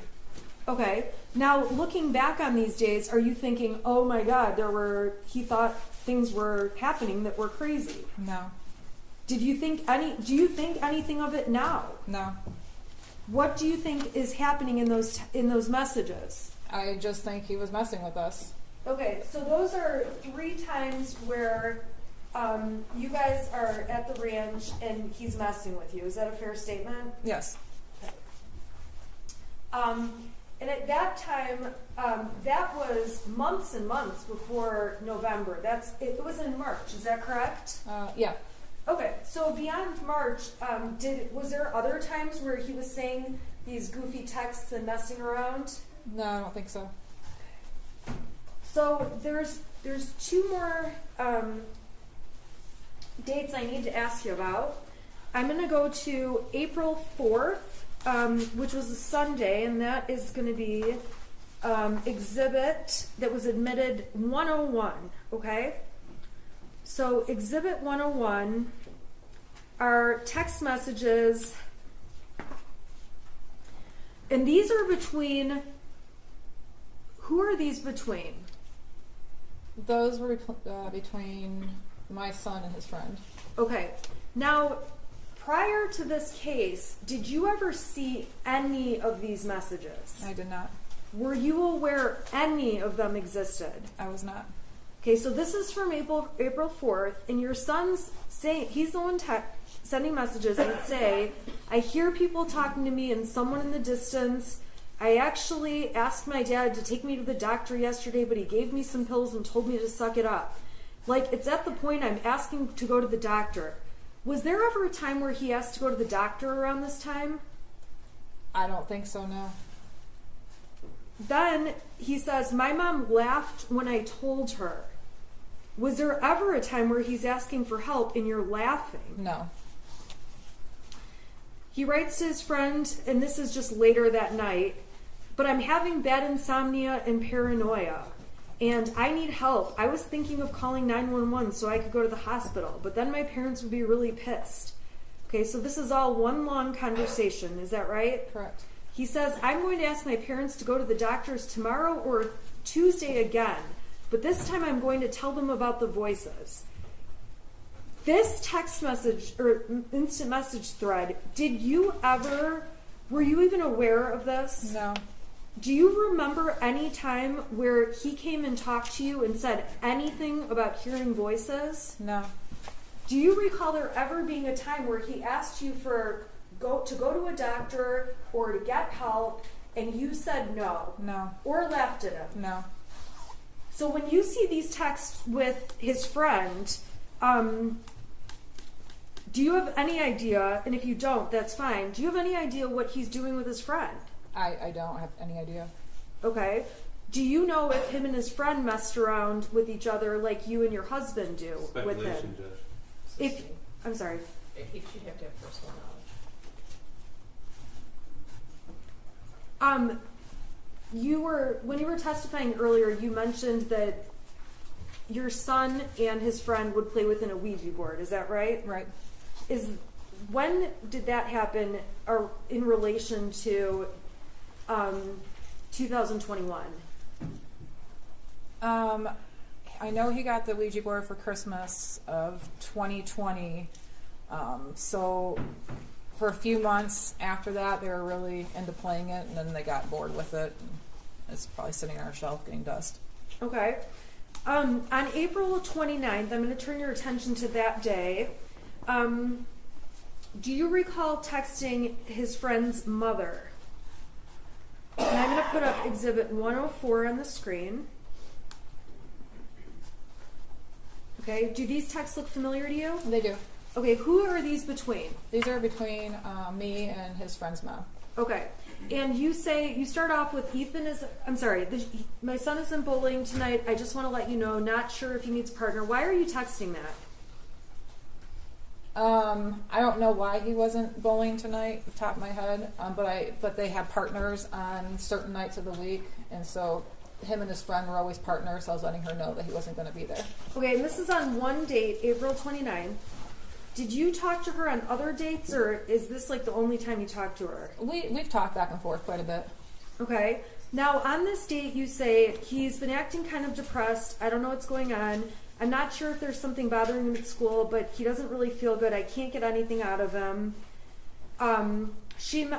Friend's mom mentions he stayed home from school today, too. The only time they're happy is when they're together. Talking about grades, you mentioned this is all new to me. I'm not used to my son being moody. He's usually pretty happy and will talk about anything. I do know he's been stressed about school and his grades. We called the school, but she wasn't in social. Do it tomorrow. I think his grades have a lot to do with it. I just got to a point where he's got so far behind and we were out of town. He's having difficulties making it up. Where were you guys out of town? In Florida, my mother-in-law had passed away, so we were gone for a couple of weeks in the middle of April, taking care of funeral arrangements and everything. And at this time, when you describe your son as being moody or depressed, did you think it was anything that warranted getting medical attention? No, he was just being quieter. He's a quiet kid. He was just being quieter than normal. And I'd ask him if everything okay. He'd say fine, but I could just tell he was a little sad. And I thought maybe I didn't see his friend in a couple of weeks. I don't know if maybe they got into a fight and they weren't talking. So I was asking her if there was anything going on with his friend, which might have caused my son to be quieter than normal. But I think he was just really stressed out because those 2 weeks that we were in Florida, he got pretty far behind on his grades. Okay, so then it goes on and you end up saying, yeah, me too. I'm glad they're getting along. And it wasn't an issue with those two as to why he was being depressed. The online school is horrible. I've given up too. I told him just to do his best. Don't worry about it. Next year's a new year. And then maybe if his friend is feeling better, he wants to come over to work, and then you're talking about shooting up a gun range in the backyard, correct? Yeah, targets. Okay. So did this issue of him feeling depressed or acting moody, this one period of time, did that go on or did that discontinue? It discontinued. I mean, it was a little phase. Then he seemed to be fine. Him and his friends started coming over more. I think it was more or less his friend wasn't coming over as much, and he just seemed quieter than normal. And you guys were you had just been out of town, right? Yeah, and he just lost his grandmother, so that was sad too. Okay. All right, and then there was one other conversation that you had with his friend's mother that the prosecution introduced as Exhibit 105. I'm going to put that up, okay? So this is actually from, let's see here, starts off on, I'm going to go to Halloween, so 10/31 of 21. You say to her, James filled me in on his friend last night. I'm so sorry you guys are having to make such a hard decision. Please let me know if you need anything. What was that about? We had found out the day before Halloween that his son, my son's friend, went to Wisconsin to an OCD treatment school. We didn't know. We had Halloween plans, and we were texting with his friend's parents about his friends still coming over to carve pumpkins on Halloween because they do that every year, and then they go out and trick or treat. And we didn't hear from him, and all of a sudden we got my husband found out through his friend's dad that they drove to Wisconsin, and he's at an OCD treatment center for at least 90 days. So it hit us really hard because we didn't really expect it coming. He didn't expect it coming. It was hard. Did you do anything different as a parent when his friend was taken away, essentially, to the hospital or the other school? I don't understand. Did you do anything different as a parent in terms of spending time with your son? I mean, we did as much as we could. Okay, tell us about that. Tell us about that month. I think we did more family game nights than normal. He was working a lot. I would check in with him, make sure he's doing okay. That's when I started asking him, do you have friends at school that you can hang out with? And if so, you're more than welcome to invite him over. Okay. I was more on point of the fact that he was sad. Okay. And even though he was sad, did you feel like there was anything where he needed help or needed mental health treatment? No. Was his loss of his friend being in his life anything that made you think he needed counseling or a therapist? Not to that extent, no.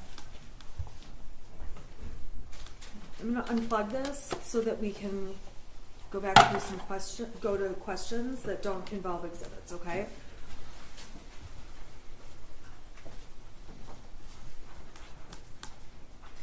Okay. So we were talking earlier about the mother-son gun range day, right? Correct. You've already told the jury how the gun was put in the car and taken out. Okay. Now, did you ever tell Brian Maloche about the mother-son day at the range? I'm sure I mentioned it, yeah. Did you ever tell Brian that the gun was in your vehicle? Yes. Okay, when did you tell Brian that the gun was in your vehicle? On the day I went to the shooting range. Did you tell Brian you put the gun in your car the day the shooting happened? No. So when he testified to that, was that accurate? No, I think he was confused. Okay. Did you specifically tell him about the gun being put in your car that other time? Yes. Aside from that time that you drove to the range, was the gun ever in your car? No. Were you aware Brian had memory issues? No, I was not. Brian testified that he never met Ethan. Later in his testimony, he said he did. Did he ever meet Ethan? Yeah, a couple of times at the barn. Okay. And we went, he came to our house, he helped deliver a big TV that we got, and my son was there. Well, did you ever tell Brian anything about your son saying things or making you upset in any way like that? No. Did you ever tell Brian anything about he had mental health issues that you were worried about? No. So when we read your messages, which the prosecution admitted, the 77 pages, okay, it's fair to say the jury can read what you guys talked about and you reflect on you talk about the past with Ethan, correct? Correct. Okay, so the jury can read those. We don't need to go through those. You agree? I agree. Okay. So we got to Monday. Monday is 2 days after you guys go for the Mother Sunday at the shooting range. Monday, Miss Fine leaves you the voicemail. We talked about that already. We talked about you talking to your son about it, right? Okay, I want to go to Tuesday, the 30th, okay? Okay. Do you remember Tuesday the 30th? I do. And that day, we saw an exhibit of you going into work. That happened? Yes. And we heard lots of testimony already about you getting a call from Sean Hopkins. Correct. He left me a voicemail and I called him back. Okay? when you called back, Mr. Hopkins testified that he sent you something. What did he send you? He sent me a copy of a math worksheet that had the scribbled out drawings on it. Okay, and I want to ask you, the night before that scribbles out drawing thing came to you, did you have any interactions with your son? Yes, we did. What were those about? I saw in Power School that he had an E in geometry, so we got in an argument again about his grades. We took his phone away and told him that he couldn't go to the shooting range until his grades were brought back up. Okay, so you guys had this argument the night before. We saw lots of messages where you thought everything was fine that Tuesday morning. Is that how you felt? Yeah. Okay. So when you got that math paper texted to you, do you recall saying anything to Ethan on the phone, on speaker? Yeah, I asked him why he did that. Okay. What were you thinking at that point? I was actually kind of angry because I thought he did that in like defiance of us yelling him about missing assignments, and here he is drawing pictures on an empty assignment page in geometry. So you felt like it was specifically him sending you a message about the night before? Yeah. Is it fair to say you took it personally? Yeah, I did. Okay, so what did you do? I had asked Mr. Hopkins if he had the original, and then he sent it to my email, which then I opened up and looked at it, and it's like, okay. What did you think when you saw that? I was a little concerned. I was pretty concerned. He had asked for a parent to come to the school to meet with them, and at this time I tried calling my husband to see if he could go because he was out in the area working, and I couldn't get a hold of him, so I decided to go to the school. On the way to the school, he finally called me back, and he met me at the school, so we went together. Okay, and when you went into the school, what did you think was happening? I thought he was going to get in trouble for what he drew on his assignment. I thought I was going to get suspended. I was expecting a disciplinary meeting. Okay, how did you feel about what you saw on that paper? I felt concerned after seeing that. Okay, and so we saw that you sent pictures of the math papers to Kira, to Andy, to Brian. It's fair to say you sent them around to people. I did. Okay, and to all those people, we've already seen all the exhibits. You expressed that concern. Correct. Okay, so what happens when you get to the school with you and James arrived separately? I think the detective testified that he was wrong at first, thinking you went together, but you guys were separate. Got there at the same time. Correct. Went in. What was it like walking into the meeting with Mr. Hopkins and Mr. Ejak? Who was there? So when we first got there, Mr. Hopkins met us out in front of where the administration is and walked us back to his counseling office. When we walked in, it was just him, and then my son was sitting in a chair in front of his desk working on something on his laptop. So when we walked in, he kind of showed us where to sit, and then we shook hands, he introduced himself, and started the meeting. Did you try to hug Ethan or do anything like that? I didn't. Okay. And when, how did that meeting go? It was pretty nonchalant. It was pretty brief. He started to tell. He basically filled me in on what my son and him were talking about for the last hour and a half. He said that my son told him that he was feeling sad over the death of a dog that we had. My mother-in-law, the loss of his friend. So we talked a little bit about that. We confirmed it. We just said we agreed it was hard on him. He told us that he didn't feel my son was a risk, and actually gave him the option if he wanted to stay at school or go home. My son wanted to stay at school, so we all discussed that. Did you feel like you were taking the position of I am leaving him at school whether he can be here or not? No, absolutely not. Okay. Were you surprised or were you not surprised? Did you have any feelings about whether or not he could stay at school? I didn't really. I thought the advice that they were giving us was a good advice. We talked about him being sad, and then he said being around peers usually helps. So we all agreed to that. My son gets very stressed out when he does virtual school, so we agreed that it might stress him out more to do his school remotely the rest of the day. But there was never a time where I would refuse to take him home. I could easily, if he wanted to go, take him with me. I had no issues with that.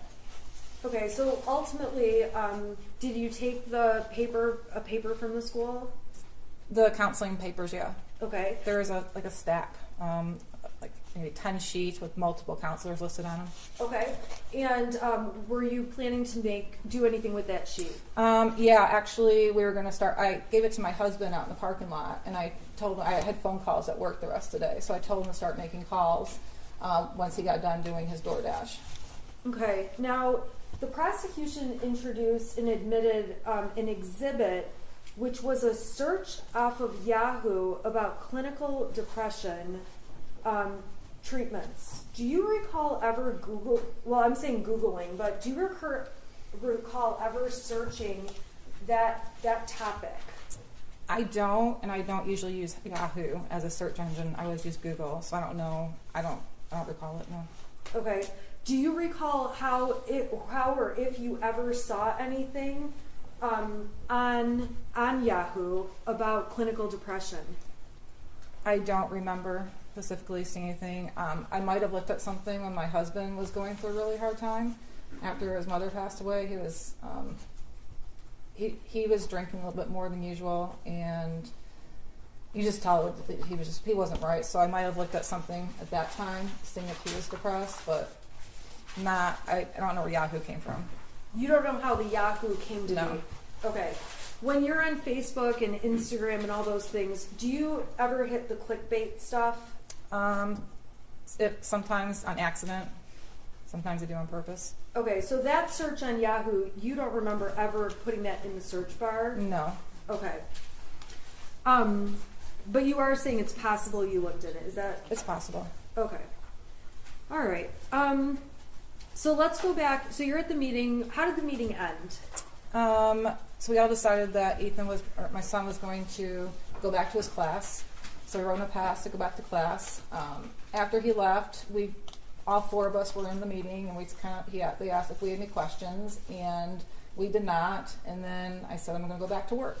And we left, and I went to work, and my husband did DoorDash. And Did you mean to be abrupt about ending the meeting? I didn't think I was abrupt. Did you think you ended the meeting? I think it just automatically ended when they asked if we had any questions, and I said no. Okay. So when there was testimony about that, I'm sorry, strike that. Let me ask Ms. Smith, I don't want to interrupt you. I'm looking for a natural break. We could do it now. Well, do you need a break? Yeah, Yeah, that's fine. I just want to be considerate of. No, we can go anytime. That's fine. Okay, I don't want to interrupt you. You're fine. That's fine. So, can you take a break until about 5 after 3? Second? All right, for the jury.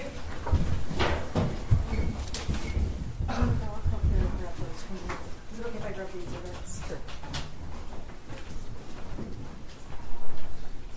Jennifer, I'm going to grab these from you.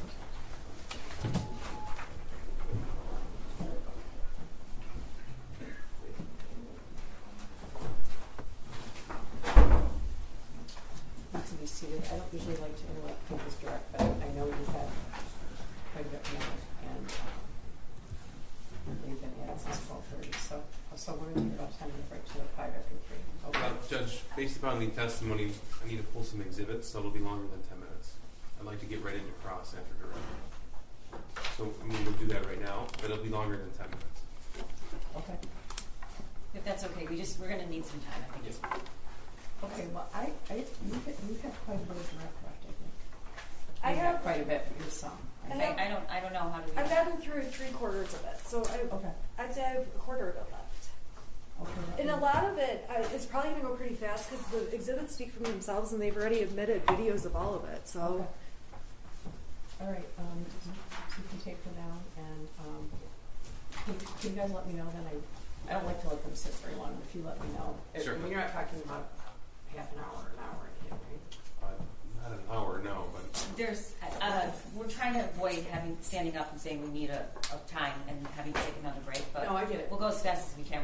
There's a lot of things you testified about, I think that Mr. Keese wants to. right. Well, I just. Your wanted Honor, to- I moved fast with their exhibits. Oh, I it's kept good, going. it's I good. didn't take breaks in It's between. good. It's good. I'm more concerned about the jury sitting than anything. Sure. Okay. Yeah. Sure, thank you. All right.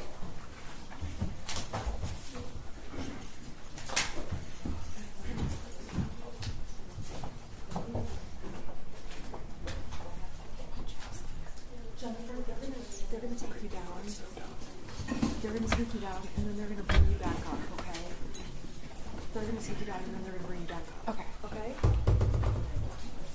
Don't talk to anybody about the testimony. I don't want to talk to anybody. Okay.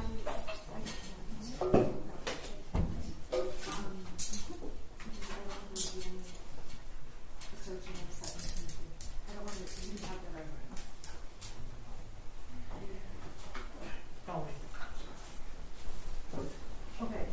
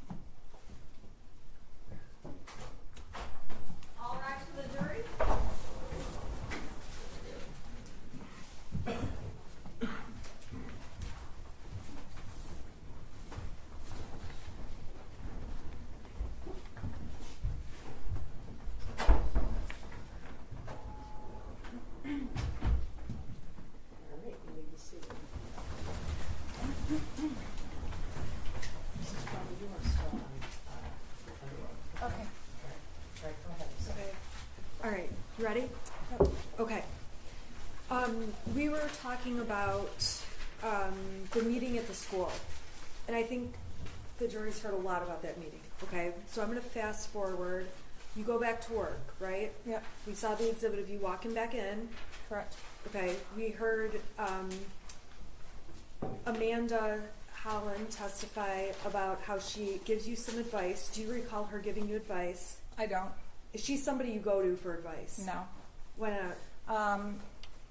We were never like friends outside of work, and she was Andy's administrative assistant, so it was just formalities really with her.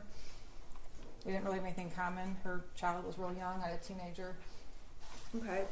All right, I want to go to the time where you heard there was an open shooter. The jury's already heard how you heard about that, okay? And we know you got in your car, you drove up to Oxford, right? Correct. Okay. We heard about the description of that caravan. Did you see that caravan? Yeah, I joined it, a black SUV, and that was my fastest way to get to the school. Okay, so you actually were a part of that with all the law enforcement officers all headed up. Yep, I just kind of jumped in. What is that, Lapeer Road? It started on 75. I work at Square Lake and Telegraph, so I got 75 from Square Lake there. And it was well before the M24 exit. I would say about a quarter of a mile. Tractor was backed up. Okay. Now, you sent a text, and if you need to see it, let me know. You sent a text to your son that says, "You can talk to us." Why did you send him that? After I left the meeting, I knew that he was sad about things, and I just wanted to let him know that he can talk to us about anything. Just wanted to make sure I opened that door. Just let him know that we're there for him. We love him. Okay, and he said he loved you. Do you recall that? I do. Okay, was there anything unusual about that? Yeah, he's at that age where it was hard to get I love yous back out of him. For me to open my text and just see him randomly saying I love you was abnormal for him. Okay, did you think anything at that point? No, not right at that point. I think I said text back I love you too. I don't remember. I believe I did. Yeah. Okay. And later in the thread, you say, don't do it. So when you hear there's an open shooter at the school, I want to know in your mind, what do you believe is happening? Well, my husband had called me when I was still at work, and he said there's an active shooter at Oxford High School, and I can't get a hold of Ethan. And that's when I opened my phone and I saw the I love you text. And then I texted him, are you okay? In the process of it, I was getting my stuff and running out the door, letting my boss know that I had to go to my son's school. It was on 75 when I was trying to get to the exit that my husband called me and he asked me where I hid the bullets, and I told him, and then he said the gun is missing. So instantly, I'm like, oh my gosh, he's got the gun. I didn't actually think he was at the school shooting it. I thought maybe he walked home and got the gun and was in the field by the school. I didn't imagine my son actually going into a school and shooting. And then when we got more updates, I was like, oh my gosh, he's a school shooter. He's going to kill himself, because in my mind, that's what school shooters have done. They've killed themselves after. So I yelled in my talk to text, Ethan, don't do it, because I thought he was going to kill himself. At that point, did you think Ethan had killed anyone? No, I didn't even think he shot anyone at that point. Well, that was going to be my next question. Did you believe he injured anyone or shot anyone, did anything? No. I thought he was going to kill himself. Okay. So you find out the gun's missing, so you do think he's got the gun, but is going to turn it on himself. Right. Okay. So where did you, at that point you went to the substation? I think we saw the video. Yeah, my husband had called me when I got close to the house, and he said the substation just called and they want us to come down there. They have my son. And so I picked him up on the way, and we drove to the substation together. When you say picked him up, picked who up? The my son was in custody, basically. The Right, substation. so who did you pick I up? picked up my husband. Sorry. Okay, you picked up James. Okay, what was going through your mind at this point, going from picking James up to the substation? I don't know. I asked my husband, I was like, is he alive? And he said, oh no, we're going down there. I didn't really know what to think. I was kind of it was kind of hazy. It was kind of, everything was a little surreal.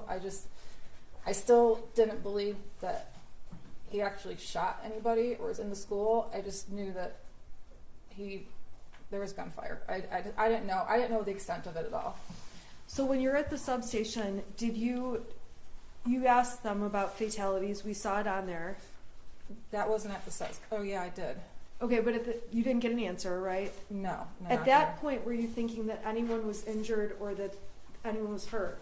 He did say there was injuries, and at that point, my mind went to, we can handle injuries. We can handle injuries. I went into kind of like go mode. Like, what do we have to do? My son's arrested. I did not think there would be any fatalities.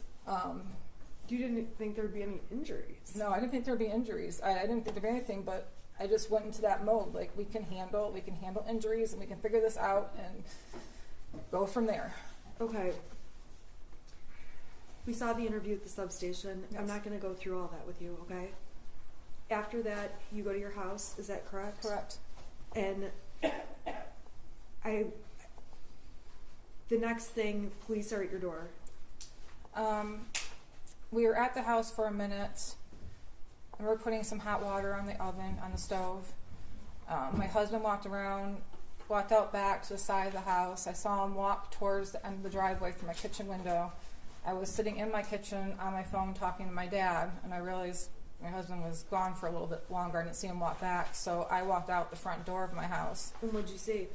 There was a bunch of officers with guns drawn on me. Have you ever been in that position before? No, I have not. What did you think when that happened? I don't know. I remember just dropping my phone and putting my hands up and then being handcuffed. It all happened so fast. It was shocking. Okay, we saw you sit in the car with James with the handcuffs, right? Correct. So we don't need to go through all that. No. After that, we saw a video where you're sitting in the car and you talk to police for a long time. There's a lot of long pauses in it, right? Right. Okay. I'm not going to go through that whole video right now, okay? But if there's something you need, you can let me know. During the substation meeting, while you're with Joe Bryan, Judge, this is direct examination. I'm What, where, I'm then, what asking a happened? question. I'm just putting us in a space. I'm going to ask a non-leading question. Okay. So we all can see that you are using your phone while you are speaking to law enforcement. I want to know what you're doing on your phone. It's not leading. What were you And the doing whole on your jury phone? can hear you constantly saying What were you doing on your phone? First I was looking for the paper to show the officer that was sitting next to me. The first one I pulled up, I couldn't get it to zoom in, so I had to search through my emails for the other one to get that pulled up. Once I got my phone back, I'm pretty sure I was going through the massive amount of text messages and Facebook messages I was receiving from family and friends asking me if my son was okay, because at this point in time nobody knew anything. I was also messaging with my boss, who happens to be an attorney, trying to get his advice on what to do. I was on my phone, I'm not going to deny it. I was probably looking at text messages and Facebook messages and just trying to get updates on anything. Is that the same or different when you're in the back of the patrol car? What do you mean? There's a point where you're in the patrol car by yourself. Right. Okay, you've got your phone. Tell us what you're doing on your phone at that point. I know I was messaging with my dad a lot because I had dropped the phone when I was talking to him and I got arrested, so I was filling him in what was going on. I was also messaging immediate family members and close friends that my son was okay, but he was the shooter. So that's mainly what I was doing. What was your state of mind like at that time? I don't know. I was It was pretty numb. I didn't really believe. I had a hard time. I don't know. I was numb. I didn't really believe like everything was happening the way it was. It was surreal. My mind was in all different places.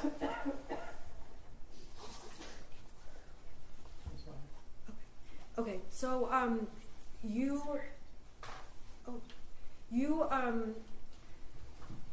when did you find out there were fatalities? In the back of the car when I was by myself, and I asked the officer, and he told me there was 4 fatalities. That's on the video. Yes. I'm not going to ask you questions about that, okay? All I can hear is object, and it's very distracting. I would ask them to write notes or something because it's very distracting. Okay, I can hear them, but just try and keep your voices down, please. I didn't think the word object. Okay. Okay. We're not saying object. Okay. Well, she can hear you saying something apparently. So. Okay. So this is the time where you find out there's fatalities. I'm going to move on to a different topic. On your cell phone, do you have a habit of deleting messages? Usually it's threads. Okay, explain to the jury what you do, because go ahead and explain. Well, on Facebook, I do a lot of Facebook Marketplace, so I get a lot of messages. What's Facebook Marketplace? Where you buy and sell things. So the first main screen of my phone will get clogged up with Marketplace messages, so I'll just delete threads to my main people come up that I talk to on a regular basis. If that starts getting full, I delete those threads too. Same thing with text messages. I delete threads until the main people I talk to are up on the main screen, so I don't have to scroll down to find them. Okay, so is that a habit that you started that day, that month? When did you start doing this deleting texts thing? Pretty much when I got a cell phone. I've always done that. Okay. Did you go out of your way, in this case, to delete like certain messages? Not intentionally, no. And so when there's a message they say you deleted that indicates the gun was locked, do you recall deleting that message? No, I completely forgot I sent that message. Or unsending it, I'm sorry. No, I don't remember. Okay, there's another message that is unsent talking about we did everything right, that kind of thing. Do you recall unsending that message? No. Okay. So when law enforcement got found that there was a lot of deleted content, does that surprise you in any way? No. And you don't dispute, you've seen a lot of text message threads that have been admitted. You agree those were a lot of the messages going on, is that right? Right. And a lot of those are what were deleted. Correct. Okay. So after you're interviewed, there was a point where the police tell you and James you guys need to leave the house. Is that right? Yes. Where did you guys go? We went up to the first time we ended up going to the Holiday Inn Express and sitting in the parking lot trying to figure out what was going on, waiting for them to call us. Was there a point you had to go back to the house? Yes, they called us to come back to the house. Did you know why you're going back? They told us that the search was over and they just wanted us to come back to the house. Okay, so when you got back to the house, what happened? We went into the house and then the detective asked for our cell phones. And were you reluctant about giving over your cell phone? Yes, I was. Okay, why is that? Sounds bad, but my life is in my cell phone, my contacts are in my cell phone, everything I need is in my cell phone. I don't memorize phone numbers, I have an emergency going on, and they're taking my only means of contact away from me. Okay, there was a suggestion to go get burner phones or track phones, prepaid phones. Correct. Did you do that? Yes, we did. Okay, so there was evidence, you went to Walmart in Lapeer, does that sound right? Yep. And we saw the receipts. There's been a lot of text messages about threats. Tell the jury about what you were receiving. We were receiving so many threats on let me back up. On our new track phones, in my Facebook Messenger, there was a ton of threats. I wasn't getting text threats on my new track phone because I had my number, but my Facebook Messenger was blowing up with threats. Once I got into my email account, that was blowing up with threats. People found my realtor.com profile that I hadn't had for years and were sending me messages through that. I had people sending me screenshots of text threats they found that I didn't know about. How were you feeling at this point? I was feeling pretty scared. Okay, scared of what? Well, scared that somebody might hurt us. Okay. At that point, did you ever go back home? This is the first time, right? I'm talking after you bought the track. Oh, phones. no, we went to the hotel in Lapeer. Okay. So you go to the hotel in Lapeer, and then how long did you stay there? Just one night. Okay, so that was the night of The 30th. the 30th. Okay. What did you do on the 1st? We woke up. I knew I had to make arrangements. I had a senior dog and 2 cats still at the house. I didn't know what to do with. My neighbor was sending me updates, letting me know that there was still media around my house, that my house had multiple random pizza deliveries that people were calling in. So I had to get dog food for our dog, and I met her at the actually in the church parking lot behind Red Naps that afternoon to give her the food. Okay, and I believe that we've heard about that and saw the GPS stuff. Did you go to any banks? Not on that day. Okay, did you go anytime that week? Yes. All right, why were you going to banks? When all this unfolded and we found out that it was my son that was a shooter, I get a lot of advice from my dad. My dad's been involved in some civil suits before.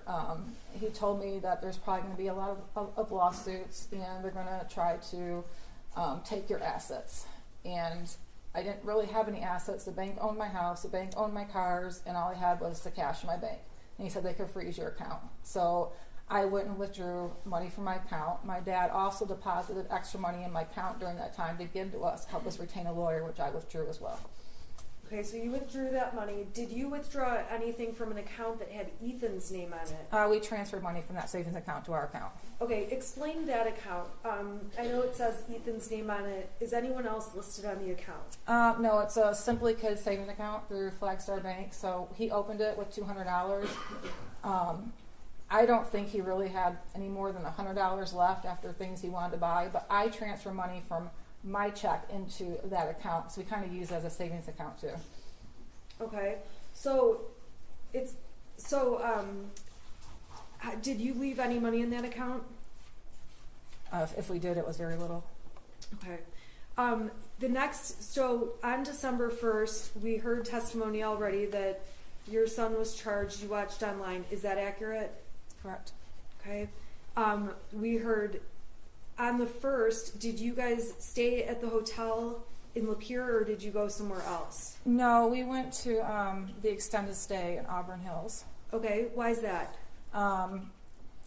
Probably for the cheapest rates, and it was a decent hotel. Not any other reason why. Okay. So how long did you end up staying at the extended stay in Auburn Hills? We ended up staying there for 2 days. Okay. And then we've heard testimony that charges were going to be announced at some point.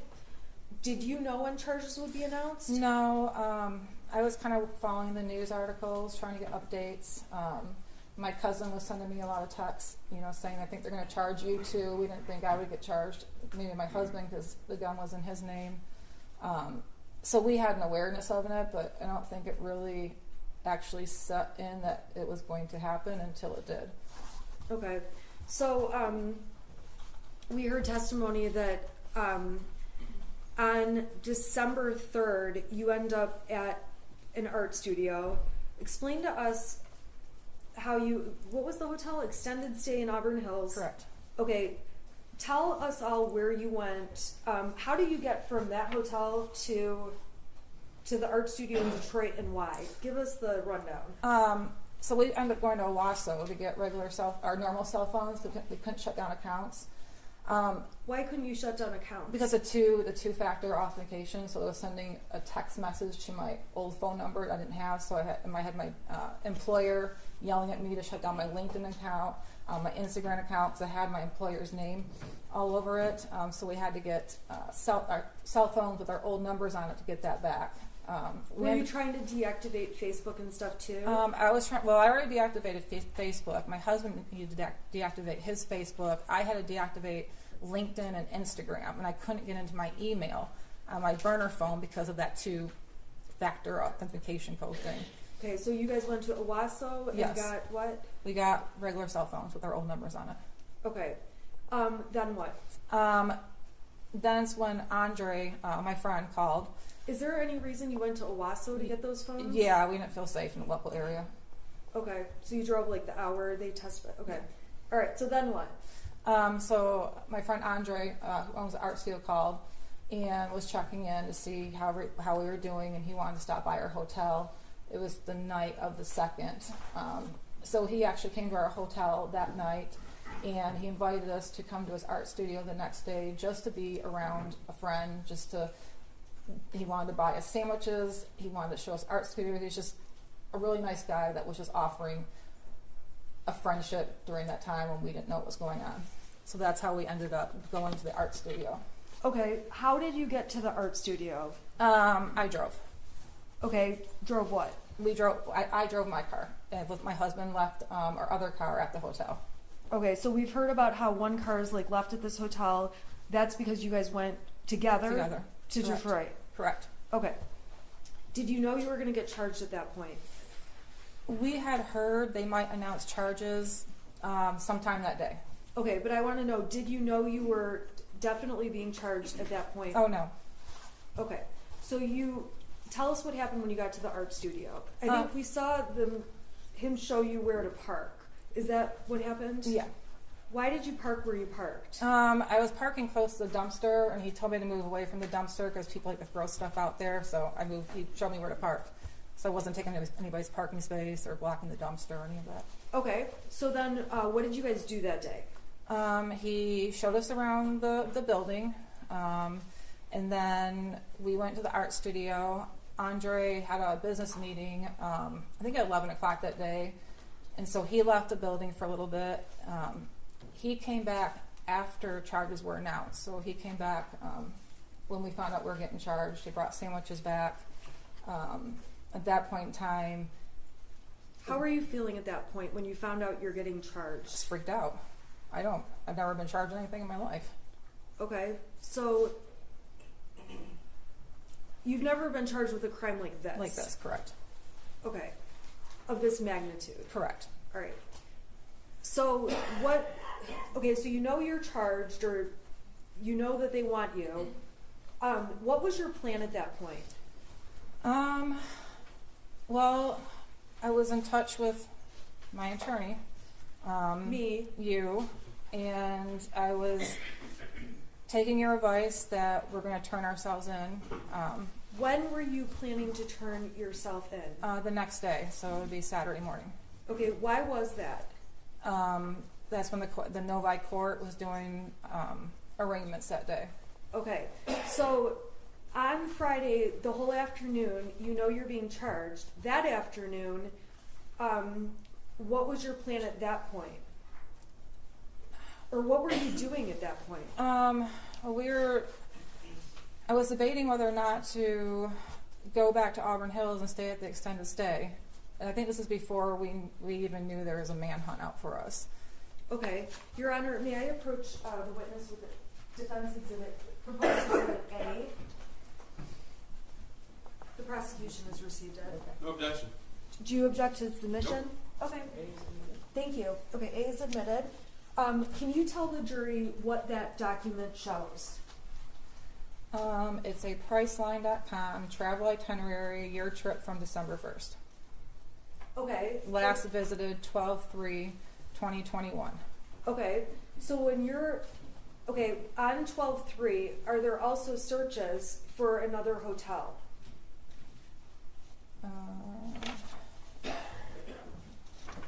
I think so.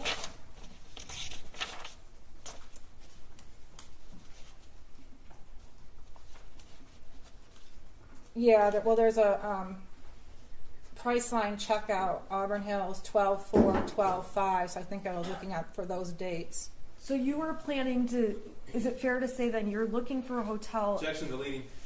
Sustain. All right, so that exhibit, what does it tell you about your plans for 4/4 to 4/5? To be in Auburn Hills, extended stay. Okay. What is Priceline? It's an app where you can get last minute hotel deals. Do you agree these are your searches? Yeah, I'm always on Priceline. Okay. Ultimately, on the night of the 3rd, were you aware on Friday afternoon if you could go into court that afternoon? What was your awareness? I was not aware that we could go into court that afternoon. I was just waiting on direction from you to what we're going to do the following day and turning ourselves in. All right. So the prosecution showed lots of pictures of the art studio. We agree. That's what it looks like, right? Right. Okay. Did you guys sleep on that mattress that night? Yeah, we did. It was actually in the hallway, a common hallway the business shared, and we pulled it into the art studio and slept on it that night. Okay. Did you? The prosecution showed receipts and supplies that were bought, things like that. Who went to the store and did that? My friend went to the store. We gave him a list, and he picked up things for us. Okay. Why didn't you go to the police department? This is so distracting. I'm having a really hard time. I can move maybe and ask. Okay, try not to talk. Okay. So who bought those supplies? My friend did. Okay. Why didn't you and James just go on your own to the police department and turn yourselves in? Because we didn't feel it'd be safe. Okay. Why is that? Just the fact that the entire community and Michigan knew that we were expected to turn ourselves in at the police department, so they would know where to go. Okay. And so that night, what did you and James sleep there? We did. What time did you go to bed? What happened? Just really quickly. I want to say it was after 11, maybe around 11 o'clock when we finally went to bed. We both, I'm prescribed Xanax for anxiety, and we each took 4 because we knew we were going to be turning ourselves in the next day, and we hadn't slept in 4 days, and we just wanted to sleep. Okay, so you each took 4. We did. Okay, and so the next thing, the next piece of evidence we saw was them coming into that art studio. Do you recall that? I recall my husband screaming, and there was people with guns again in our face, officers. What were you doing prior to hearing your husband screaming? We were sleeping. Okay. Were you aware there was anything going on? No, I was not. Okay. We saw the video, so we don't need to go through all of that. And the prosecution admitted, I'm going to put it up on the screen, People's Exhibit 150, and I just want to verify with you. I'm sorry, can you turn it on, Ashley?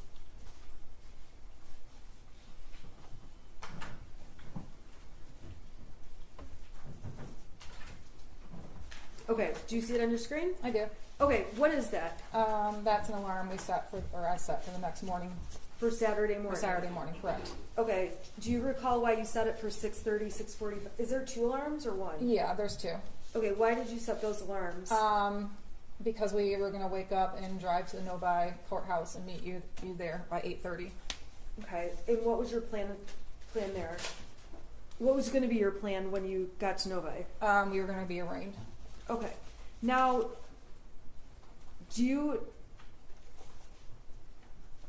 there was Everything's still evidence. up.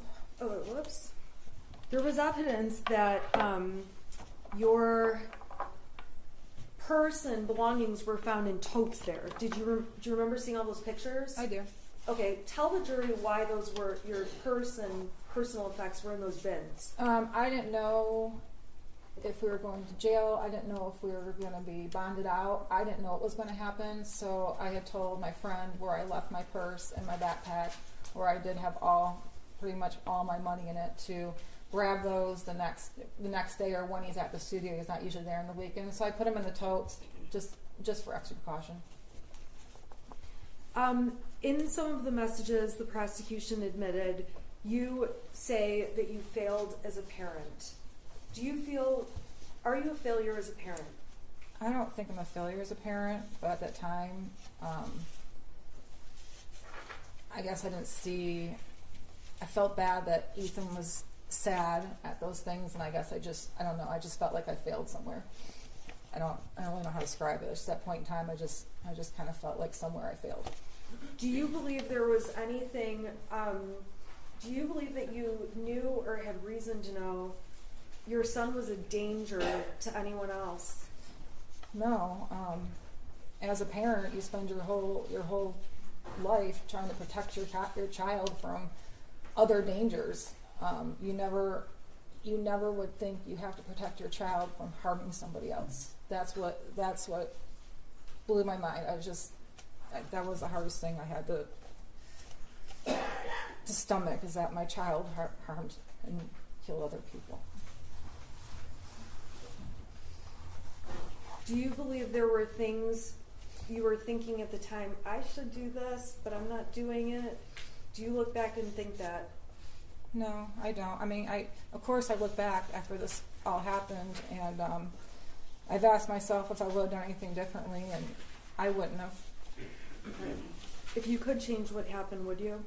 Oh, absolutely. I wish he would have killed us instead.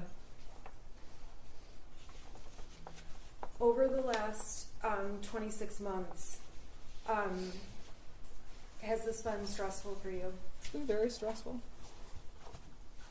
Yes. Have you had a range of emotions? I've had a lot of emotions.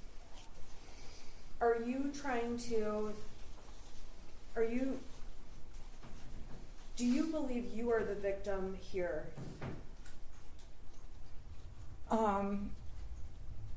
I don't want to say that I'm a victim, because I do not want to disrespect those families that truly are the victims on this. But we did lose a lot. Okay. You've lost everything. We did. I'm going to have you come back tomorrow morning at 8:30 in the morning. All right? The mom's looking for the natural break. I need to instruct you during the trial, do not read, listen to, or watch any news reports about the case. Under the law, the evidence you must consider to decide the case must meet certain standards.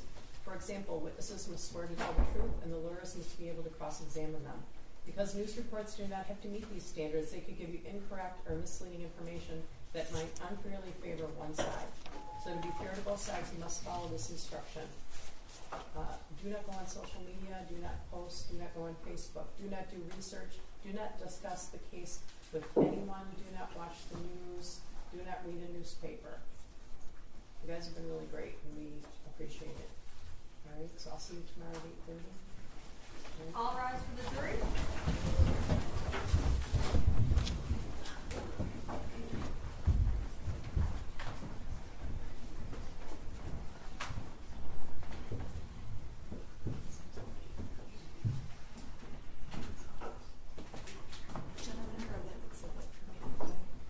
I will let the jury go right now so that I can ask if there's anything.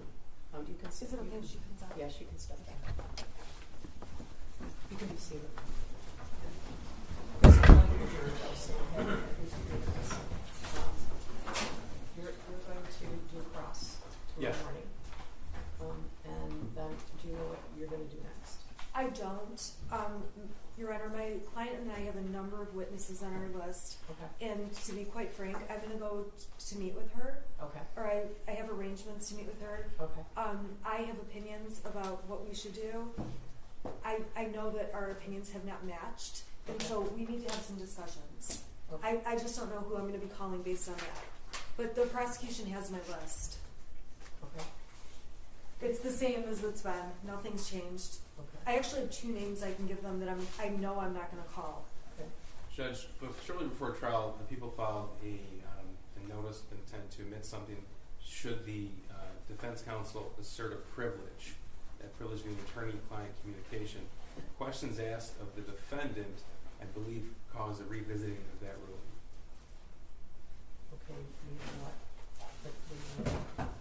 Meaning that there was a thumbnail photograph recovered off of the defendant's phone from a time period where the police were on scene at 1111 Bellevue in Detroit. The defendant has testified that she was waiting to hear for instructions from Ms. Smith. She can't testify to any communications between herself and her attorney without waiving the privilege. That privilege has been waived. We should be now entitled to explore what that text message was. The timing of it was very important, especially considering the timing of the 911 call in Detroit, as well as the timing of the fugitive team's arrival in Detroit, and the timing of the arrest of the defendants. Are you talking about the text that I already saw? Yes, Judge. The 2-word text? Now, but the issue is, when it was seen, it was immediately closed because it was recognized as potential. Okay, I understand that. I guess I'm asking you to be more specific without me being more specific. Well, there were 3 texts, not 2 words. Okay. No, is that what I saw already? Yes. Okay. So, I guess a few things come to mind. When I received that, we had a previous motion about this. It's unclear to me whose phone that was. That's just one thing among many other issues. Right. We can't explore it if it's a potential attorney-client communication. So it was never investigated. That's why we brought it to the court's attention and counsel's attention immediately. Your Honor, and that's after consultation actually with the Michigan State Bar Ethics Hotline. So well, one of the reasons I asked you that is because I know there were 4 phones in there, and 2 of the phones didn't have specific numbers. I don't know if that came from one of the phones that specifically belonged to one of the defendants. yes, the answer to that question is yes. Okay. Your Honor, if I may, when I was questioning my client, I was asking her what her plan was, what she was planning to do. She said what she was planning to do. I didn't expect that she was going to say, anything about me. I thought she was just going to say we were waiting for information, we were waiting to turn ourselves in, waiting for directions, and we had a backup plan. We'll go to court on Novi in the morning. I don't believe she's opened attorney-client privilege as to this topic. And to be honest, I don't even know what they would have. This hasn't been an issue since the beginning of the case. It's not just the privilege, it's also to impeach what we believe to be false testimony. That's important in cross-examination. Your Honor, the prosecution has tried to make me a witness, but I've made arrangements often with law enforcement and prosecution teams to turn my client in. Okay, I have never seen. The police are not required to wait. I'm not saying that, but Right. what the police did is they tried to make me a witness. They made police reports with my text messages and tried to turn me into a witness when it's typical for I think you're giving them too much credit. Well, for when it's I texted Karen McDonald and said I was representing the Crumbleys. Okay, but On Friday morning, the she police- would not get back to me. she doesn't have to get I know back to she you, and doesn't. The police do not have to ask you for permission to arrest your client. I completely agree. That's not what I'm suggesting. I'm suggesting that I was waiting for Miss McDonald to work with me to turn her in because she texted me the night Prosecuting before attorney does we'd not work arrange it out. fugitive surrender. We Well, actually had evidence of that. I Sergeant thought- Hendrick as well as Lieutenant Willett. I thought we had professional courtesy going, that we were working together, and then she wouldn't call me back all day. And I said, okay, then we have to go turn you in. I want to turn her into a court. So we went to the Novi. We were going to the Novi court at 8:30 because they do weekend arraignments. Okay, I've heard all of this before, but the thing is, you cannot testify to this. I understand, but I'm saying that the prosecution is trying to make me a witness by I'm having them trying put to keep police within the reports guidelines. together. That's why we had the waiver. This came up from the beginning of the case. There was I concern about that. I agree with you, and Right. I thought the concern was over because they dropped it, and I had to bring it up No, yesterday. they didn't drop it. It's just been dealt with in waivers and motions and things like that. So, if your client raises something, I guess I'd want you to specify whether it's in a filing exactly what you're saying or exactly what you want to admit, because I think that we're, treading on difficult ground that Judge, we've been treading on since the case started. We signed a waiver specifically for this. It was Not for March this. of 2022 that paragraph 13 of that waiver, the defendant will not be able to use, and actually the court on the record said, Ms. Smith, you understand that flight is an issue in this case. The court remembers, but it was early on in this case. Your That's why we Honor, had the waiver. Okay, Could the court- you can't interrupt each I'm sorry. other. You can't interrupt each other. So I guess tell me what you are specifically requesting. So Because we need, the chronology, because she says she was asleep when the police are hitting the door or whatever it is. yes, it goes into all of that. It goes into all of that. So there's again, this was a thumbnail of a text message that we immediately, the individual at the prosecutor's office who saw it, immediately closed it because he recognized a potential attorney-client material. Before he did, he noticed the timestamp on that. The timestamp is exactly, I think it's actually 2 minutes off of a timestamp from a text message between Ms. Smith and Sergeant Hendrick, where Ms. Smith indicated she cannot get a hold of her client. Now, I want to cross-examine Jennifer Crumbley specifically about that, because she put that an issue in front of the jury.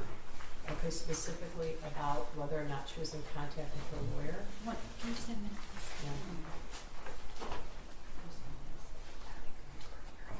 I guess one of the problems is you can't use your shield as a sword.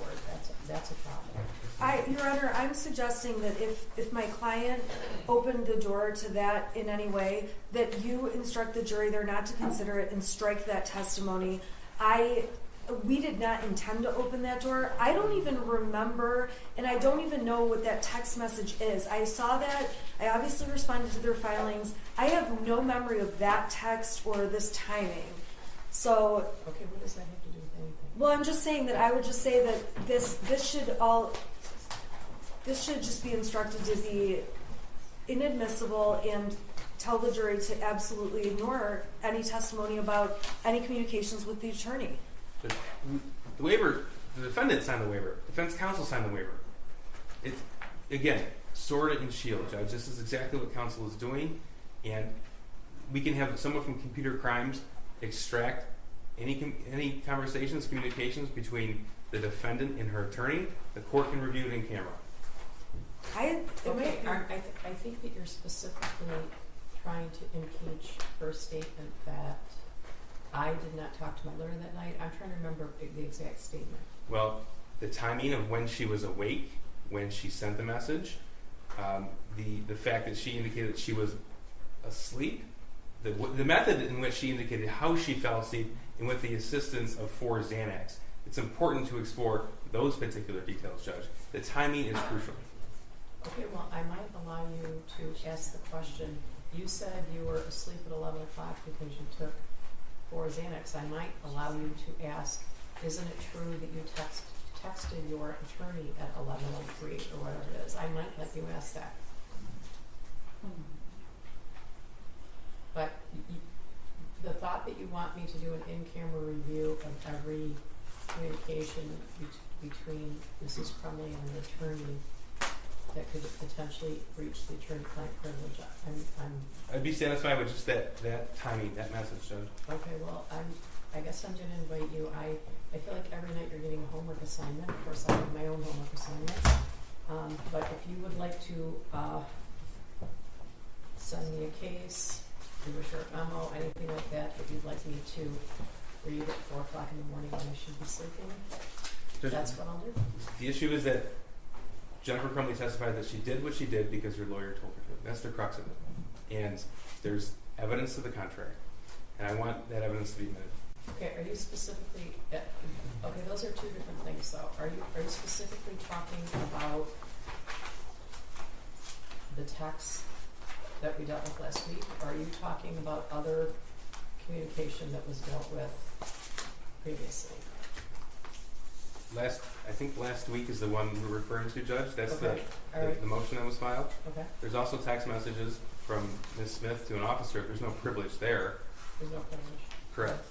So that's naturally going to be part of cross-examination. Okay, But specifically right now, I want the court to review that, and we're asking permission to cross-examine on that, Judge. Okay, well, I think I'm gonna have someone from my staff go back and see what the specific statement was about that. That's for starters. And additionally, if you would like to give me any law on the issue, I don't know if there's any law beyond what we briefed last week, but Well, that's why the waiver. yeah, the waiver. Well, I might be inclined to ask her, to let you ask, isn't it true that, did you testify that you were sleeping at 11:03? Yes. Isn't it true that you texted your lawyer at that time? I may allow you to do that. Anything else? I don't think so, I'm going to have someone from my staff review the record and determine exactly what was said. I think that's important. It was in March of 2022 on the hearing we had. The waiver it is, and the initial waiver. I'm sure I have the waiver. Yeah, I have all those waivers. I'm familiar with the waiver, but what to review the record to see exactly what Mr. Crumbley said that a quote from her. Okay. I'm trying to be careful. Anything else? I don't think we're good. No, Your Honor, thank you. Okay. I will email the prosecution tonight, who I plan to call. All right. Thank you. Have a good evening. Thank you, Judge. All right. Thank you.